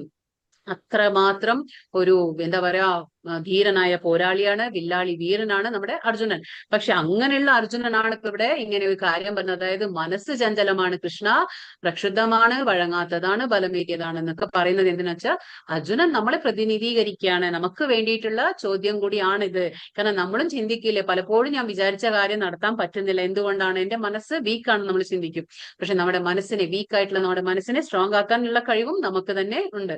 അതാണ് ഇപ്പൊ പറയുന്നത്. അപ്പൊ ഭഗവാൻ എന്താ പറയുന്നത്? നെക്സ്റ്റ് പറയാണ്, ശ്രീ ഭഗവാൻ ഉവാച അസംശയം മഹാബാഹോ മനോ ദുർനിഗ്രഹം ചലം അഭ്യാസേന തു കൗന്തേയ വൈരാഗ്യേണ ചയു ഗുഹ്യത്തെ. ഭഗവാൻ 2 കാര്യങ്ങൾ പറയുന്നു, എങ്ങനെയാണ് മനസ്സിനെ നിയന്ത്രിക്കാൻ കഴിയുക എന്നുള്ളത് ഭഗവാൻ. പക്ഷെ ഇവിടെ ഒരു നല്ല കാര്യം എന്ന് പറഞ്ഞാൽ ഭഗവാൻ ഒരിക്കലും അർജുനൻ പറഞ്ഞപ്പോ അതിനെ ഭഗവാൻ തള്ളിക്കളഞ്ഞില്ല. അതായത് അങ്ങനെയൊന്നും ഇല്ല, മനസ്സങ്ങനെ നിയന്ത്രിക്കാൻ ബുദ്ധിമുട്ടൊന്നും ഇല്ല എന്നൊന്നും ഭഗവാൻ പറഞ്ഞില്ല. ഭഗവാൻ ഇവിടെ എന്താ പറയുന്നത്? അർജുനൻ പറയുമ്പോ ഭഗവാൻ പറയാണ്, ശരിയാണ് നീ പറയുന്നത്. എന്താണ്? മഹാബാഹുവായ കുന്തിപുത്ര, അസ്ഥിരമായ മനസ്സിനെ അടക്കുക എന്നത് തീർച്ചയായും ദുഷ്കരമാണ്. ഭഗവാൻ പറയുന്നുണ്ട്, ശരിയാണ് നീ പറയുന്ന കാര്യങ്ങൾ. അതായത് വളരെ ദുഷ്കരമാണ്. നമ്മുടെ മനസ്സിനെ നിഗ്രഹിക്കുക അല്ലെങ്കിൽ കൺട്രോൾ ചെയ്യുക എന്നുള്ളത് വളരെ ദുഷ്കരമാണ്. എന്നാൽ യുക്തമായ പരിശീലനം കൊണ്ട് 2 കാര്യം പറയുന്നുണ്ട്. എങ്ങനെയാണ്? ഫസ്റ്റ് വൺ എന്താണ്? യുക്തമായ പരിശീലനം കൊണ്ട്. പിന്നെ നിസ്സംഗത കൊണ്ട്. നിസ്സംഗത എന്ന് പറഞ്ഞാൽ ഡിറ്റാച്ച്മെന്റ്. എന്താണ് നിസ്സംഗത എന്ന് പറഞ്ഞാൽ? വിരക്തി അല്ലെങ്കിൽ ഡിറ്റാച്ച്മെന്റ്. അപ്പോ ഒന്നെന്താണ്? യുക്തമായ പരിശീലനം, അതായത് പ്രാക്ടീസ് എന്ന് നമ്മൾ പറയില്ലേ, അത് അഭ്യാസേന തു കൗന്തേയ, അതായത് നിരന്തരം നമ്മൾ പരിശീലിക്കണം. അതാണ് പറയുന്നത്. ഇപ്പോ നമ്മളിപ്പോ എങ്ങനെയാന്ന് വെച്ചാൽ നമ്മൾ വിചാരിക്കും, ഓക്കെ അപ്പൊ നമ്മുടെ വീട്ടിലൊരു കുഞ്ഞുണ്ടെങ്കിൽ നമ്മൾ ആ ഒരു ബോർഡ് എക്സാം ഫേസ് ചെയ്യുകയാണെങ്കിൽ നമ്മൾ എന്ത് പറയും? ഡെയിലി പ്രാക്ടീസ് ചെയ്യാന്ന് പറയും അല്ലെ. ആ കുഞ്ഞിപ്പോ നാളെ ബോർഡ് എക്സാം എന്ന് വെച്ചാൽ തലേ ദിവസം ഇരുന്ന് പഠിക്കില്ല. കാരണം ഒരു വർഷം മുഴുവൻ പഠിക്കണം. നമ്മൾ അവരുടെ പുറകെ തന്നെ ഉണ്ടാവും അല്ലെ.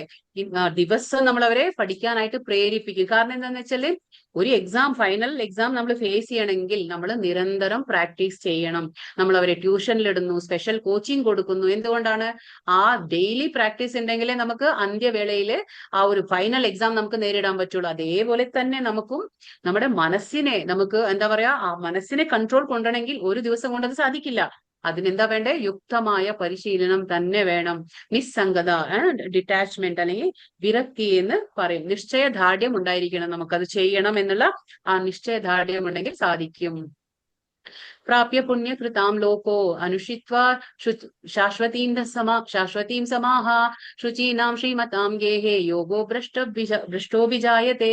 ഇതിന്റെ മുന്നേ ഒരു ശ്ലോകത്തിൽ അർജുനൻ ചോദിക്കണു. നമ്മളിപ്പോ ഇതിന്റെ മുന്നേ 40-ാം ശ്ലോകത്തിൽ അർജുനൻ ചോദിക്കേണ്ടായി. അതായത് ഇപ്പൊ നമ്മൾ ഭക്തിയൊക്കെ ചെയ്യുന്നുണ്ട്. ആ ഭക്തി ചെയ്യുമ്പോ സപ്പോസ് ഇപ്പൊ നമുക്ക് അത് മുഴുമിക്കാൻ പറ്റിയില്ല, നമ്മൾ അത് തോറ്റു പോവാണ്, അതായത് നമ്മൾ മരിച്ചു പോവാണ്, സപ്പോസ് പകുതിക്കിട്ട് നമ്മൾ നിർത്താണ്. അപ്പൊ എന്താ സംഭവിക്കുക? നമ്മുടെ ഭക്തി പകുതിക്കായി, നമ്മൾ മുഴുമിക്കാൻ പറ്റിയില്ല.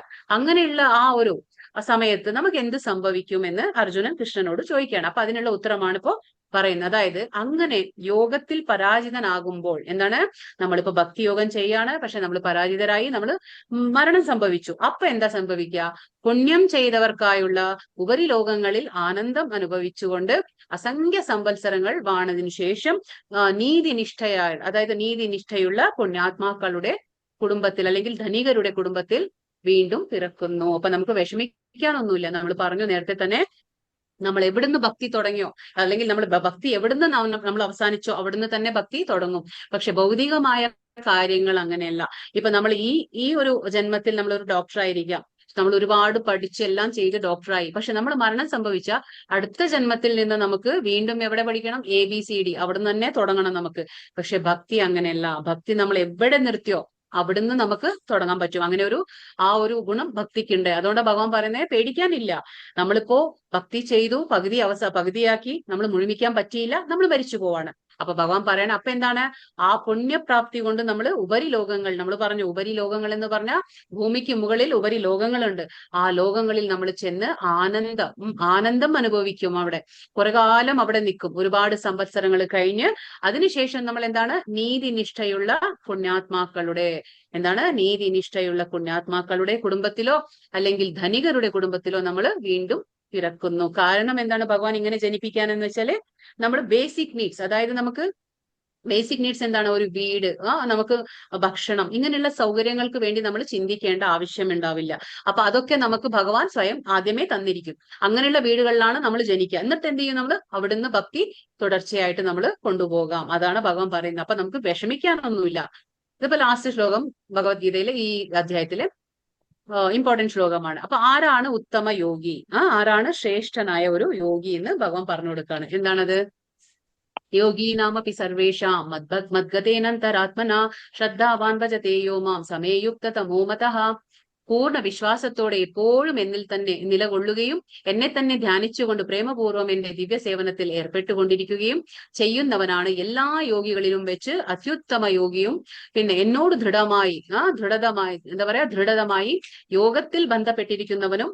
ഇതാണ് എന്റെ അഭിപ്രായം. ഭഗവാൻ പറയണേ ആരാണ് ഉത്തമ യോഗി? അതായത് നമ്മൾ പറഞ്ഞു അഷ്ടാംഗ യോഗിയുണ്ട്, ജ്ഞാനയോഗിയുണ്ട്, കർമ്മയോഗിയുണ്ട്, ഭക്തനുണ്ട്, അല്ലെ?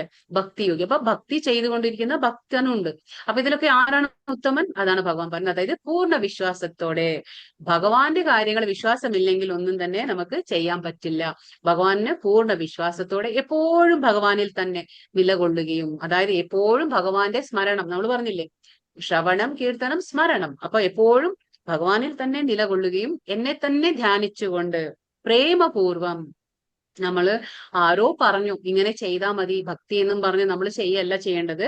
നമുക്കും കൂടി ഉള്ളിൽ അത് ഒരു പ്രേമം വേണം, അതായത് ഭഗവാനോടൊരു ഇഷ്ടം വേണം. അപ്പൊ നമ്മുടെ കുഞ്ഞുങ്ങൾക്ക് എന്തെങ്കിലും കാര്യം ചെയ്യുമ്പോൾ നമ്മൾ അത് എന്താ പറയാ, നമ്മൾ എന്തൊരു ഇഷ്ടത്തോടെയല്ലേ നമ്മൾ ചെയ്യുന്നത്. ആ ഒരു പ്രേമം ഉണ്ട് നമുക്ക് അവിടെ. അതേപോലെ ഭഗവാന്റെ കാര്യം ചെയ്യുമ്പോൾ നമുക്ക് എന്ത് വേണം? അവിടെ പ്രേമപൂർവം എന്റെ ദിവ്യ സേവനത്തിൽ ഏർപ്പെട്ടുകൊണ്ടിരിക്കുന്നത്. അതായത് ഭഗവാന്റെ കാര്യം സാധാരണമായിട്ടുള്ള ലൗകിക കാര്യങ്ങളല്ല. ഇപ്പൊ നിങ്ങൾ ഇവിടെ കേട്ടുകൊണ്ടിരിക്കുന്നതും ഞാനിവിടെ സംസാരിച്ചുകൊണ്ടിരിക്കുന്നു, ഇതൊന്നും സാധാരണമായിട്ടുള്ള കാര്യമല്ല. കാരണം ഇത് ഭഗവാന്റെ അതീന്ദ്രിയ കാര്യങ്ങളാണ് നമ്മൾ സംസാരിക്കുന്നത്. അപ്പൊ അത് ദിവ്യ സേവനമാണ്, ഭഗവാന്റെ ദിവ്യ സേവനത്തിൽ പെടും ഇതൊക്കെ. അപ്പൊ അങ്ങനെ ചെയ്യുന്നവനാണ് എല്ലാ യോഗികളിലും വെച്ച് അത്യുത്തമ യോഗി. അതാണ് ഉത്തമ യോഗി. എപ്പോഴും ഭഗവാനെ തന്നെ ധ്യാനിച്ചുകൊണ്ട് പ്രേമപൂർവം സേവനത്തിൽ ഏർപ്പെടുക. ഇങ്ങനെയാണ്. അപ്പൊ എന്താണ് ഈ കാര്യങ്ങൾ, അതായത് ഫസ്റ്റ് വൺ എന്താ, പൂർണ്ണ വിശ്വാസത്തോടെ എപ്പോഴും എന്നിൽ തന്നെ നിലകൊള്ളുന്നത്. രണ്ടാമത്തെ എന്താണ്, എപ്പോഴും ഭഗവാനെ തന്നെ ധ്യാനിച്ചുകൊണ്ട് പ്രേമപൂർവം ദിവ്യ സേവനത്തിൽ ഏർപ്പെടുന്നത്. പിന്നെ അങ്ങനെ ചെയ്യുന്നവൻ എന്താണ്, ഉത്തമ യോഗി. എന്നോട് ദൃഢമായി യോഗത്തിൽ ബന്ധപ്പെട്ടിരിക്കുന്നു. കാരണം ആ വിശ്വാസം ഉണ്ടായിരിക്കും, ആ നിശ്ചയദാർഢ്യം അദ്ദേഹത്തിന് ഉണ്ടായിരിക്കും. അവനാണ് ബെസ്റ്റ് യോഗി എന്ന് ഭഗവാൻ പറയാണ്. ഇപ്പൊ നമുക്ക് സത്യയുഗം, ഇപ്പൊ നമുക്ക് 4 യുഗങ്ങൾ പറഞ്ഞു. 4 യുഗത്തിലെ ഓരോ യുഗത്തിന്റെ കാര്യങ്ങൾ പറയണം. അതായത് സത്യയുഗത്തിൽ എന്തായിരുന്നു യുഗധർമ്മം? ധ്യാനം. നമ്മൾ പറഞ്ഞില്ലേ, തപസ്. തപസ് അനുഷ്ഠിക്കുക, അതാണ്. കാരണം ആ യുഗത്തിലെ ആയസ് എന്ന് പറഞ്ഞാല് 1,00,000 വർഷങ്ങളാണ്. അപ്പൊ അവർക്ക് ഇതൊക്കെ പറഞ്ഞിട്ടുള്ള കാര്യങ്ങളായിരുന്നു. പക്ഷെ നമ്മൾ കലിയുഗത്തിൽ അത് ചെയ്യാൻ പറ്റില്ല. കാരണം നമ്മുടെ ആയസ് 100 പോലും നമ്മൾ തികക്കില്ല. അപ്പൊ അതുകൊണ്ടാണ് നമുക്ക് ധ്യാനം പറഞ്ഞിട്ടില്ല. ഇത് സത്യയുഗത്തില്. പിന്നെ ത്രേതായുഗത്തിൽ എന്താണ്, യജ്ഞങ്ങൾ. പക്ഷെ നമുക്ക് ഈ കലിയുഗത്തിൽ യജ്ഞം ചെയ്യാനും പറ്റില്ല. കാരണം അതിന് വേണ്ടുന്ന ആ പ്യുവർ ആയിട്ടുള്ള ആ പരിശുദ്ധമായിട്ടുള്ള സാമഗ്രികളൊന്നും നമുക്ക് കിട്ടില്ല. അങ്ങനെയുള്ള ബ്രാഹ്മണന്മാരെ നമുക്ക് കിട്ടാൻ പ്രയാസമാണ്.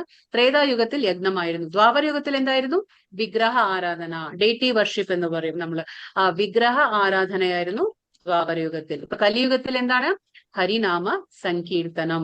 ഇതിനെ ഇനാഗുറേഷൻ, അതായത് ഇതിനെ തുടക്കം വെക്കാൻ ആരാ വന്നേ? നമ്മുടെ ശ്രീകൃഷ്ണ ഭഗവാൻ ചൈതന്യ മഹാപ്രഭുവായിട്ട് കലിയുഗത്തിൽ അവതരിച്ചു. ഏതാണ്ട് 600 വർഷങ്ങൾക്ക് മുമ്പ് ഭഗവാൻ അവതരിച്ചു. പക്ഷെ അത് എല്ലാവർക്കും അറിയില്ല. കാരണം എന്താ? രഹസ്യ അവതാരമാണ്. എല്ലാവർക്കും ആ ഭാഗ്യം ഭഗവാൻ കൊടുത്തിട്ടില്ല. കാരണം എന്താന്ന് വെച്ചാല് എത്രയോ പേർക്ക് എന്താണ്, ഭഗവാന്റെ ഭക്തിയിലേക്ക് സജ്ജന സംസർഗം കിട്ടുമ്പോൾ വരും. പക്ഷേ ആ സുഹൃതം, അത് നമ്മൾ മുൻജന്മത്തിൽ എന്തെങ്കിലും ഒരു നല്ല സുഹൃതം ചെയ്തിട്ടുണ്ടെങ്കിൽ നമുക്ക് ഭഗവാന്റെ കാര്യങ്ങൾ കേൾക്കാനും മനസ്സിലാക്കാനുള്ള ഒരു അവസരം ഭഗവാൻ തരാണ്. പക്ഷെ എത്ര കാലം ഉണ്ടാവും? കുറച്ചു കാലം കേൾക്കും, പിന്നെ അതിനോടുള്ള ആ ഇഷ്ടം പോകും. കാരണം എന്താണ്, അവിടെ നമുക്ക് സജ്ജന സംസർഗം തുടർച്ചയായിട്ട് ഇല്ല. അപ്പൊ സജ്ജന സംസർഗം നമുക്ക് എപ്പോഴും വേണമെങ്കിൽ നമ്മൾ എന്താ ചെയ്യേണ്ടത്? എപ്പോഴും നമ്മൾ ആ ഒരു കണ്ടിന്യൂറ്റി വേണം. ആ സജ്ജന സംസർഗത്തിൽ തന്നെ ഇരിക്കണം, എങ്കിലേ നമുക്കത് മനസ്സിലാക്കാം. അപ്പൊ ചൈതന്യ മഹാപ്രഭു രഹസ്യ അവതാരമായിരുന്നു. അതുകൊണ്ടാണ് ആർക്കും ഭഗവാന്റെ ഈ അവതാരത്തെ കുറിച്ച് അറിവില്ല. ഇത് ഭഗവാൻ എന്തിനാ വന്നത്? ഹരിനാമ സങ്കീർത്തനം പ്രചരിപ്പിക്കാൻ വേണ്ടിയായിരുന്നു. കാരണം കലിയുഗത്തിലെ ആൾക്കാരെന്താണ്, അല്പ ആയുഷികളാണ്. ആ ആയസ് നമുക്ക് ഒരുപാടില്ല. അല്പ ബുദ്ധികൾ എന്ന് വെച്ചാൽ നമുക്ക് എന്താ വെച്ചാൽ ഒരുപാട് ഓർമ്മയില്ല നമുക്ക്. അതായത് മന്ദബുദ്ധികളാണ്. എപ്പോഴും ഡിസ്റ്റർബ്ഡ് ആണ് നമ്മൾ കലിയുഗത്തിലെ ആൾക്കാർ. അപ്പൊ അതുകൊണ്ടാണ് ഭഗവാൻ ആ മറന്നുപോയ ആ യജ്ഞം എന്താണ്, ആ യുഗധർമ്മം എന്താണ്, അതിനെ വീണ്ടും ഓർമ്മപ്പെടുത്താൻ വേണ്ടിയിട്ടാണ് ഭഗവാന്റെ ഈ അവതാരം ഉണ്ടായത്. ഹരേ നാമ ഹരേ നാമ. ഹരേ കൃഷ്ണ. എല്ലാരും മ്യൂട്ട് ചെയ്യണേ. ഹരേ നാമ ഹരേ നാമ ഹരേ നാമൈവ കേവലം കലോ നാസ്തേവ നാസ്തേവ നാസ്തേവ ഗതിരന്യഥ. അവിടെ 3 പ്രാവശ്യം പറയുന്നുണ്ട്. ഹരേ നാമൈവ ഹരേ നാമൈവ ഹരേ നാമൈവ ഗതി നാസ്തേവ നാസ്തേവ നാസ്തേവ. അതായത് കലിയുഗത്തിൽ എന്താണ്, ഹരേ കൃഷ്ണ മന്ത്രമല്ലാതെ, ഹരേ നാമ, ഹരിയുടെ നാമമല്ലാതെ വേറെ ഒരു ഗതിയും ഇല്ല എന്ന് വീണ്ടും വീണ്ടും ആവർത്തിച്ച് പറയണം. അതായത് നമ്മുടെ ശാസ്ത്രങ്ങളിൽ എന്തെങ്കിലും ഒരു 3 തവണ ആവർത്തിച്ച് പറയുകയാണെങ്കിൽ അത് അത്രമാത്രം സത്യമായിരിക്കണം. നമ്മൾ അതിൽ വിശ്വസിക്കണം. കാരണം കലിയുഗത്തിൽ വേറെ ഒന്നും ചെയ്തിട്ട് നമുക്ക് രക്ഷയില്ല. പക്ഷെ ഹരേ കൃഷ്ണ മന്ത്രം, അതായത് കലിയുഗ ധർമ്മം എന്താണ്? ഹരേ നാമ, ഭഗവാന്റെ നാമങ്ങൾ ഉച്ചരിക്കുക എന്നുള്ളത് മാത്രമാണ് കലിയുഗത്തിലെ ധർമ്മം. അപ്പൊ ഇതെന്താ കാണിക്കുന്നത്? ഒരു ലിഫ്റ്റ് ഉണ്ട്, ഒരു സ്റ്റെയർ കേസ്. അപ്പൊ ലിഫ്റ്റും സ്റ്റെയർ കേസും ഉള്ളപ്പോ എങ്ങനെയാണ് നമ്മൾ ഏതാ ചൂസ് ചെയ്യുക? ബുദ്ധിയുള്ളവർ എന്താ ചെയ്യുക? ലിഫ്റ്റിൽ പോകും. കാരണം എന്താണ്, നമുക്കൊരു ബട്ടൺ പ്രസ് ചെയ്യുമ്പോഴത്തേക്ക് നമ്മൾ 15ാമത്തെ ആ ഒരു ഫ്ലോറിൽ എത്താൻ പറ്റും, അല്ലെങ്കിൽ 10ാമത്തെ ഫ്ലോറിൽ എത്താൻ പറ്റും. ഒരു അത്രയും നമുക്ക് ഒരു ടൈം വളരെ സേവ് അല്ലേ, നമുക്ക് പെട്ടെന്ന് അവിടെ എത്താൻ പറ്റും. നേരെ മറിച്ച് നമ്മൾ സ്റ്റെപ്സും കയറാം, ഇല്ല എന്നല്ല. പക്ഷെ സ്റ്റെപ്സ് കയറി പോവാന്ന് പറയുമ്പോൾ ഒരുപാട് അത് പ്രയാസം കൂടിയതാണ്, ഒരുപാട് സമയം എടുക്കും. സോ അതുപോലെയാണ് ഭക്തിയോഗം. ഭക്തിയോഗം എപ്പോഴും എങ്ങനെയാണ്? ലിഫ്റ്റ് പോലെയാണ്. ബാക്കിയുള്ള കർമ്മയോഗമായാലും ജ്ഞാനയോഗമായാലും അഷ്ടാംഗ യോഗമായാലും അതൊക്കെ ഒരു സ്റ്റെയർ കേസ് പോലെയാണ്. കാരണം അതിൽ വന്നാലും നമ്മൾ എന്താണ്, അവസാനമായിട്ട് നമ്മൾ ഭക്തിയിലേക്ക് തന്നെ വരണം. അതാണ്. കാരണം കർമ്മത്തിലൂടെ ഭഗവാനെ പ്രാപിക്കാൻ പറ്റില്ല, ജ്ഞാനത്തിലൂടെയും പറ്റില്ല. അപ്പൊ നമ്മൾ വീണ്ടും എവിടെ വരണം? ഭക്തിയുടെ പ്ലാറ്റ്ഫോമിലേക്ക്, ആ തലത്തിലേക്ക് തന്നെ നമ്മൾ വരണം. അതുകൊണ്ടാണ് ഈ കാണിച്ചു തരുന്നത്. ഈ ഒരു കമ്പാരിഷൻ ആണ് കൊടുക്കുന്നത്.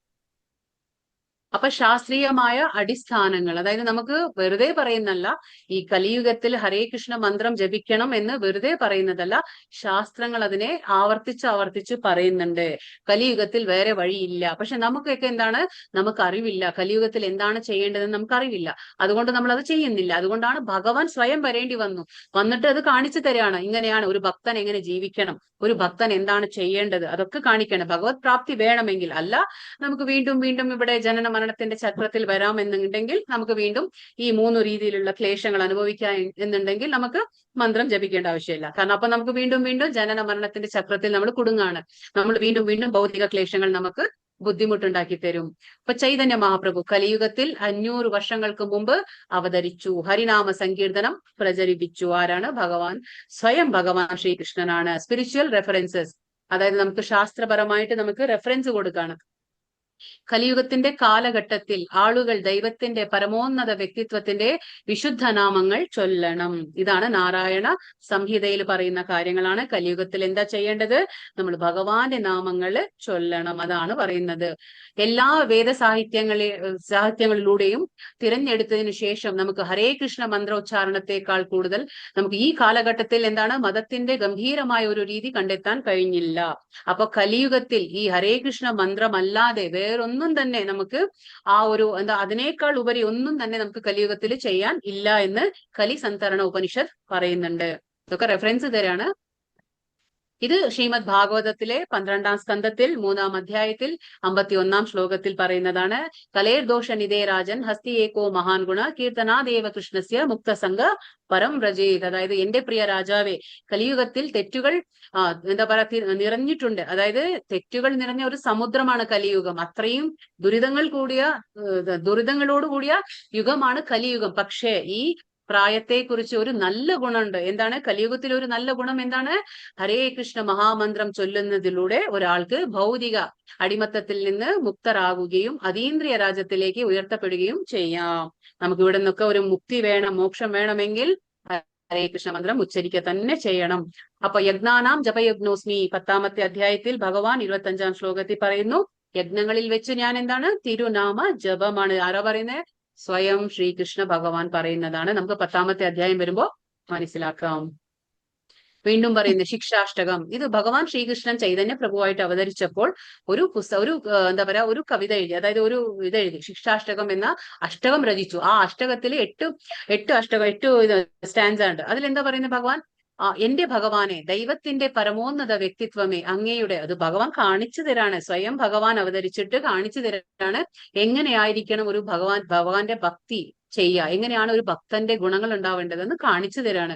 എന്റെ ഭഗവാനെ, ദൈവത്തിന്റെ പരമോന്നത വ്യക്തിത്വമേ, അങ്ങയുടെ വിശുദ്ധ നാമത്തിൽ ജീവനുള്ള സത്തയ്ക്ക് എല്ലാ ഭാഗ്യവും ഉണ്ട്. അതിനാൽ അങ്ങയ്ക്ക് കൃഷ്ണ, ഗോവിന്ദ എന്നിങ്ങനെ നിരവധി പേരുകളുണ്ട്.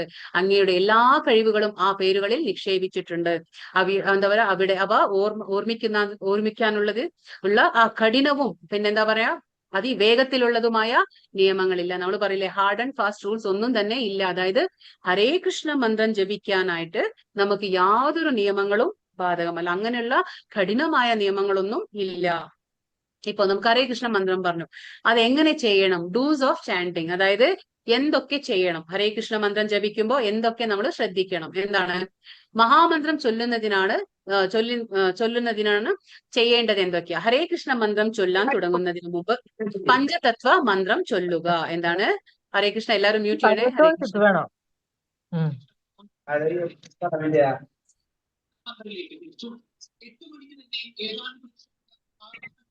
ഹരേ കൃഷ്ണ മാതാജി, ഇതെല്ലാം മ്യൂട്ട് ചെയ്യണേ.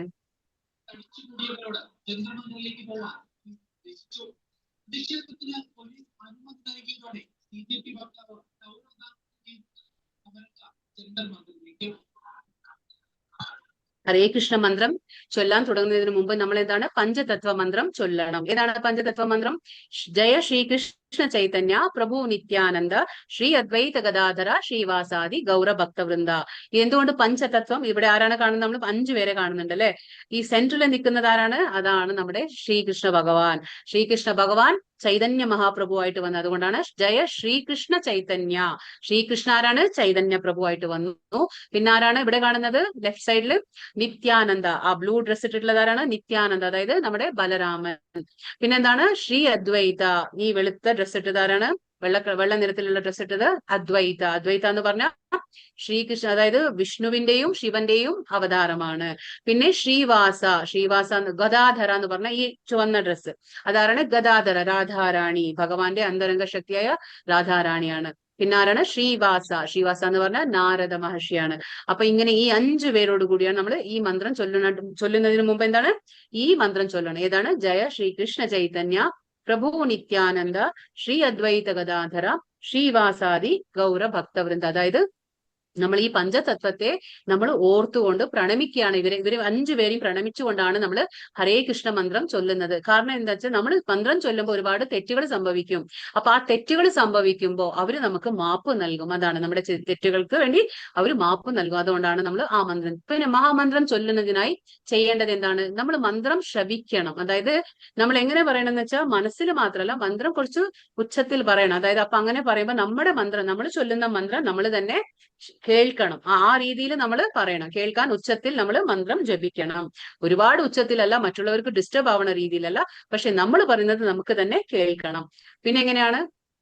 ഓരോ പേരും വ്യക്തമായി തന്നെ പറയണം. ഹരേ കൃഷ്ണ രാമ എന്നുള്ളത് നമ്മൾ വ്യക്തമായിട്ട് ഉച്ചരിക്കണം. അത് ധൃതിയിൽ നമ്മൾ പറയാൻ പാടില്ല, വ്യക്തമായി ഉച്ചരിച്ചിരിക്കണം. പിന്നെന്താണ്? മന്ത്രം ചൊല്ലുമ്പോൾ നമുക്ക് അതിനോട് ആദരവ് വേണം. അതായത് കാരണം എന്താണെന്ന് വെച്ചാൽ മന്ത്രം വേറെയല്ല, ഭഗവാൻ സ്വയം വേറെയല്ല. കാരണം അത് പറയുന്നുണ്ട്, അഭിന്നത്വം നാമനാമിനെ, അത് പറയുന്നുണ്ട്. സോ അതുകൊണ്ട് എന്താണ്? നമ്മൾ മന്ത്രം ജപിക്കുമ്പോൾ ശ്രീകൃഷ്ണൻ വേറെയല്ല, ഭഗവാന്റെ നാമം വേറെയല്ല, രണ്ടും ഒന്ന് തന്നെയാണ്. അതുകൊണ്ട് ആദരവോടെ ഭക്തിയോടെ മന്ത്രിക്കുക. പിന്നെ മഹാമന്ത്രം ചൊല്ലുമ്പോൾ എന്താ ചെയ്യേണ്ടത്? നമ്മൾ നിങ്ങൾക്ക് ഏത് സ്ഥലത്തും ജപം ചെയ്യാം. ഇന്ന സ്ഥലത്തേ ഇരിക്കാൻ പാടുള്ളൂ അങ്ങനെയൊന്നുമില്ല. പിന്നെ ഏത് സ്ഥലത്ത് വേണമെങ്കിലും ഇരിക്കുക, നടക്കുകയോ ഏത് ദിശയിലോ അഭിമുഖീകരിച്ച് നമുക്ക് മന്ത്രം ജപിക്കാം. ഇന്ന ദിക്കിലേ ഇരിക്കാൻ പാടുള്ളൂ, ഇന്ന സ്ഥലത്തേ ഇരിക്കാൻ പാടുള്ളൂ അങ്ങനെയൊന്നും തന്നെ ഇല്ല. ഏത് ദിക്കിലും ഏത് സ്ഥലത്തും ഇരിക്കുക. പക്ഷെ അഭികാമ്യം എന്ന് പറയുന്നത് നമ്മൾ ഒരു സ്ഥലത്തിരുന്ന് മന്ത്രം ജപിക്കുന്നതാണ്. ഇനിയിപ്പോ അതിന് കഴിയുന്നില്ല എങ്കിൽ നമ്മൾ നടന്നുകൊണ്ട് മന്ത്രം ജപിക്കാം, കുഴപ്പമില്ല. പക്ഷെ ഒരു സ്ഥലത്തിരുന്ന് നമ്മൾ ജപിക്കുമ്പോൾ കോൺസെൻട്രേഷൻ കൂടും. അതുകൊണ്ടാണ് അതാ പറയുന്നത്. അപ്പൊ എങ്ങനെയും ജപിക്കാം. അങ്ങനെയുള്ള ഹാർഡ് ആൻഡ് ഫാസ്റ്റ് റൂൾസ് ഇല്ല. പിന്നെന്താണ്? നിങ്ങൾക്ക് എപ്പോൾ വേണമെങ്കിലും മഹാമന്ത്രം ചൊല്ലാം. മഹാമന്ത്രം എപ്പോ വേണമെങ്കിലും ചൊല്ലാം. അത് എന്നിരുന്നാലും അതിരാവിലെ ബ്രഹ്മമുഹൂർത്തത്തിൽ ചൊല്ലുന്നതാണ് ശുപാർശ ചെയ്യുന്നത്. എന്താണ് ഈ ബ്രഹ്മമുഹൂർത്തം? ബ്രഹ്മമുഹൂർത്തം എന്ന് പറഞ്ഞാല് 1.5 മണിക്കൂർ. അതായത് നമ്മളിപ്പോ സൂര്യോദയം, സൺറൈസ് എന്ന് പറയില്ലേ, ഇപ്പൊ 6 മണിക്കാണ് സൺറൈസ് എങ്കിൽ അത് നമ്മൾ ഡിപ്പെൻഡ്സ് ആവും. ഓരോ സിറ്റിയിൽ അനുസരിച്ച് ഇപ്പൊ നമുക്ക് ഓരോ സ്ഥലത്തനുസരിച്ച് സൺറൈസ് വ്യത്യാസമുണ്ട്. അപ്പൊ സൺറൈസ് ഇപ്പൊ 6 മണിയാണെങ്കിൽ 1.5 മണിക്കൂർ മുന്നേ ഉള്ള സമയമാണ് ബ്രഹ്മമുഹൂർത്തം. അതായത് 6 മണിക്ക് സൺറൈസ് ആണെങ്കിൽ 4:30 to 6 AM അതാണ് ബ്രഹ്മമുഹൂർത്തം.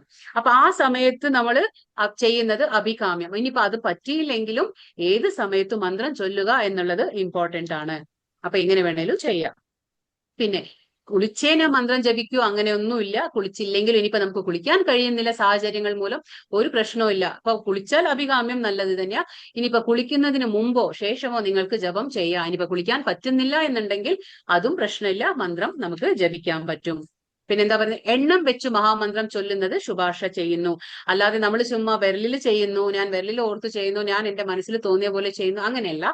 ഒരു കൗണ്ട് വേണം. എപ്പോഴും നമ്മൾ ചെയ്യുമ്പോൾ നമുക്കൊരു കൗണ്ട് ഉണ്ടായിരിക്കണം. അതാണ് എണ്ണം വെച്ച് മഹാമന്ത്രം ചൊല്ലുന്നത് ശുപാർശ ചെയ്യുന്നു. അതായത് നമുക്കിപ്പോ ഒരു ചാന്റിങ് ബീഡ്സ് എടുക്കുമ്പോൾ അതിലെന്താണ് 108 മുത്തുകളുള്ള ഒരു മാല കിട്ടും, ജപമാല കിട്ടും. ആ ജപമാലയിൽ എന്താണ് 108 ബീഡ്സ് ഉണ്ടാവും. ആ 108 ബീഡ്സിൽ നമ്മൾ ജപം ചെയ്യണം. പിന്നെ അതിൽ വലിയൊരു മുത്തുണ്ടാവും. വലിയ മുത്ത് നമ്മൾ എന്ത് പറയും? ഗുരുമുത്ത്, അല്ലെങ്കിൽ അതിനെ മേരുമുത്ത് എന്ന് പറയും. അപ്പൊ അതിൽ ജപിക്കാൻ പാടില്ല. അതിൽ നമ്മൾ പഞ്ചതത്വ മന്ത്രം ജപിക്കണം. ജയ ശ്രീകൃഷ്ണ ചൈതന്യ അത് ജപിക്കണം.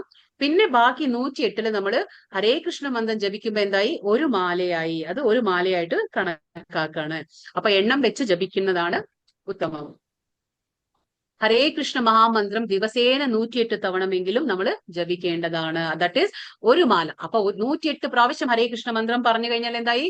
ഒരു മാലയായിട്ട് കണക്കായി. അപ്പൊ അങ്ങനെ ദിവസം നമ്മൾ ഒരു മാല, ആ ഒരു മാലയിൽ നമ്മൾ ജപിക്കണം. ഹരേ കൃഷ്ണ കൃഷ്ണ കൃഷ്ണ ഹരേ ഹരേ, ഹരേ രാമ രാമ രാമ ഹരേ ഹരേ. ദിവസവും കുറഞ്ഞത് 108 തവണ നമ്മൾ ജപിച്ചു. ഇനിയിപ്പോ ചെയ്യാൻ പാടില്ലാത്തത് എന്തൊക്കെയാണ്? ഡോൺട്സ് ഓഫ് ചാന്റിങ്. എന്തൊക്കെയാണ് നമ്മൾ ചെയ്യാൻ പാടില്ല? അതായത് മഹാമന്ത്രത്തിന്റെ ഒരു ഭാഗം മാത്രം ചൊല്ലരുത്. നമ്മൾ സ്പീഡിൽ ജപിക്കുമ്പോ എന്താ സംഭവിക്കുക? നമ്മൾ മന്ത്രം മുഴുമിക്കില്ല, നമ്മൾ പകുതി ഇട്ടത് നമ്മൾ ആ സ്പീഡിൽ ഓടും. അപ്പൊ അങ്ങനെ ചെയ്യാൻ പാടില്ല. അത് അപമാനിക്കുന്ന പോലെയാണ് മന്ത്രം. കാരണം മന്ത്രം വേറെയല്ല, ഭഗവാൻ വേറെയല്ല. അപ്പൊ മന്ത്രത്തെ നമ്മൾ മുഴുമിക്കണം, ഫുള്ളായിട്ട് നമ്മൾ പറയണം. ഹരേ കൃഷ്ണ കൃഷ്ണ കൃഷ്ണ ഹരേ ഹരേ, ഹരേ രാമ രാമ രാമ ഹരേ ഹരേ. അത് മുഴുവനായിട്ട് നമ്മൾ പറയണം, മുഴുവനായിട്ട്. ഇത് ജപമാലയിലെ കൃഷ്ണമുത്തിൽ മന്ത്രം ചൊല്ലരുത്. ഇതെന്താണ് കാണിക്കുന്നത്? നമ്മൾ പറഞ്ഞു 108 മുത്തുകൾ ഉണ്ടാവും. ഒരു ജപമാലയിൽ 108 മുത്തുണ്ടാവും. ഇതും ചേർന്ന 109. അപ്പൊ ഈ 109ാം മുത്ത് അതെന്താണ്? ഹെഡ് ബീഡ് എന്ന് നമ്മൾ പറയും. അത് ഗുരുമുത്താണ്, അല്ലെങ്കിൽ കൃഷ്ണമുത്ത് എന്ന് പറയും. അതിൽ നമ്മൾ ഹരേ കൃഷ്ണ മന്ത്രം ചൊല്ലാൻ പാടില്ല. അതിൽ എന്ത് ചൊല്ലണം? അതിൽ പഞ്ചതത്വം ചൊല്ലണം. പഞ്ചതത്വ മന്ത്രം അവിടെ ചൊല്ലണം. എന്നിട്ട് നമ്മൾ തുടങ്ങണം. അങ്ങനെയാണ് തുടങ്ങണത്. ഈ രീതിയിലാണ് നമ്മൾ വിരല് പിടിക്കേണ്ടത്. അതായത് ചൂണ്ടുവിരല് നമ്മൾ പിടിക്കാൻ പാടില്ല. ചൂണ്ടുവിരൽ ഉപയോഗിക്കാതെ നമ്മൾ തള്ളവിരൽ, നമ്മുടെ പിന്നെ ആ സെന്ററിലുള്ള ആ നടുവിലുള്ള ആ വിരലും ഉപയോഗിച്ചിട്ടാണ് നമ്മൾ ബീഡ്സിനെ പിടിക്കേണ്ടത്. പിന്നെ പുറകോട്ട് തള്ളണം. ബീഡ്സിനെ നമ്മൾ എപ്പോഴും പുറകോട്ട് തള്ളണം. അങ്ങനെയാണ് രീതി. ഈ ചൂണ്ടുവിരൽ ഉപയോഗിക്കാൻ പാടില്ല. അതാണ്. പിന്നെ പുസ്തകമോ പത്രമോ വായിച്ചുകൊണ്ട് നമ്മൾ മന്ത്രം ചൊല്ലരുത്. ഒരു കയ്യിൽ ജപം ചെയ്യുന്നത്, ഇനിയൊരു കയ്യിൽ മൊബൈൽ പിടിക്കുക, ഇനിയൊരു കയ്യിൽ നമ്മൾ പുസ്തകം വായിച്ചുകൊണ്ടാ. സൈമൾട്ടേനിയസ്ലി നമ്മൾ വേറെ കാര്യങ്ങൾ ചെയ്യാൻ പാടില്ല. ആ ജപം ചെയ്യുമ്പോൾ അതിന് മാത്രമായിട്ട് സമയം കൊടുക്കുക. അധികം ചെയ്തില്ലെങ്കിൽ ഒരു റൗണ്ടെങ്കിലും, അല്ലെങ്കിൽ ഒരു മാലയെങ്കിലും ചെയ്യുമ്പോൾ നമ്മൾ വേറെ കാര്യങ്ങൾ, TV നോക്കുക, അല്ലെങ്കിൽ മൊബൈൽ നോക്കുക, അല്ലെങ്കിൽ പുസ്തകം വായിച്ചുകൊണ്ട് അങ്ങനെയൊന്നും നമ്മൾ മന്ത്രങ്ങൾ ചൊല്ലാൻ പാടില്ല. അതാണ് പറയുന്നത്. ഒരു സ്ഥലത്തിരുന്ന് അഭികാമ്യം, എപ്പോഴും ഒരു സ്ഥലത്തിരുന്ന് അതിന് വേണ്ടി സമയം കൊടുക്കുക. നാമജപത്തിന്റെ ഗുണങ്ങൾ എന്തൊക്കെയാ? അപ്പൊ നമ്മൾ എന്തുകൊണ്ട് നാമജപം ചെയ്യണം? ഒന്ന്, അത് ഹരേ കൃഷ്ണ മന്ത്രം എന്താണ്? കലിയുഗത്തിലെ ധർമ്മമാണ്, യുഗധർമ്മമാണ്. നമ്മളത് ചെയ്തിരിക്കണം. ഇനിയിപ്പോ അതിന്റെ ഗുണങ്ങൾ പറയാണ്.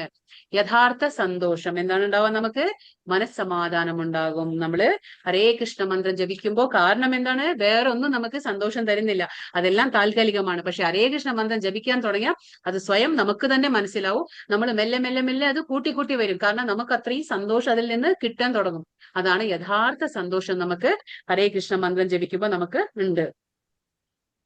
പിന്നെ ജ്ഞാനോദയം. നമുക്ക് എന്താണ്? നമ്മുടെ ആ മനസ്സിലുള്ള ആ കൽമഷങ്ങളൊക്കെ നീങ്ങി നമുക്ക് ശരിയായ ജ്ഞാനം ലഭിക്കും. കാരണം എന്താന്ന് വെച്ചാല് നമ്മൾ പറഞ്ഞു, ഈ ഭക്ഷണം നമ്മൾ കഴിക്കുന്നത് നമ്മുടെ ശരീരത്തെ പോഷിപ്പിക്കും. അതേപോലെ ഹരേ കൃഷ്ണ മന്ത്രം എന്തിനെയാണ് പോഷിപ്പിക്കുന്നത്? ഉള്ളിലെ ആത്മാവിനെയാണ്. നമ്മുടെ മനസ്സ്, നമ്മുടെ ഇന്ദ്രിയങ്ങളെയൊക്കെ ശുദ്ധീകരിക്കുന്നത് എന്താണ്? നാമജപമാണ്. അതുകൊണ്ടാണ് ഉള്ളിലിരിക്കുന്ന പരമാത്മാവ് ഭഗവാന്റെ മനസ്സിലാവാണ് നമ്മൾ നാമം ജപിക്കുമ്പോ. അപ്പോ ആ ഉള്ളിലുള്ള മാലിന്യങ്ങളെല്ലാം നീങ്ങിക്കിട്ടും. അപ്പൊ നമുക്കൊരു ജ്ഞാനോദയം ഉണ്ടായിരിക്കും. അങ്ങനെയാണ് ആ സമാധാനവും സന്തോഷവും എല്ലാം നമുക്ക് കൈവരിക്കാൻ കഴിയും. ഇതെല്ലാവരും ഓരോ ഉദാഹരണങ്ങൾ കാണിച്ചിരിക്കുകയാണ്. എല്ലാവരും ഹരേ കൃഷ്ണ മന്ത്രം ജപിക്കുന്നത് കാണിക്കുകയാണ്.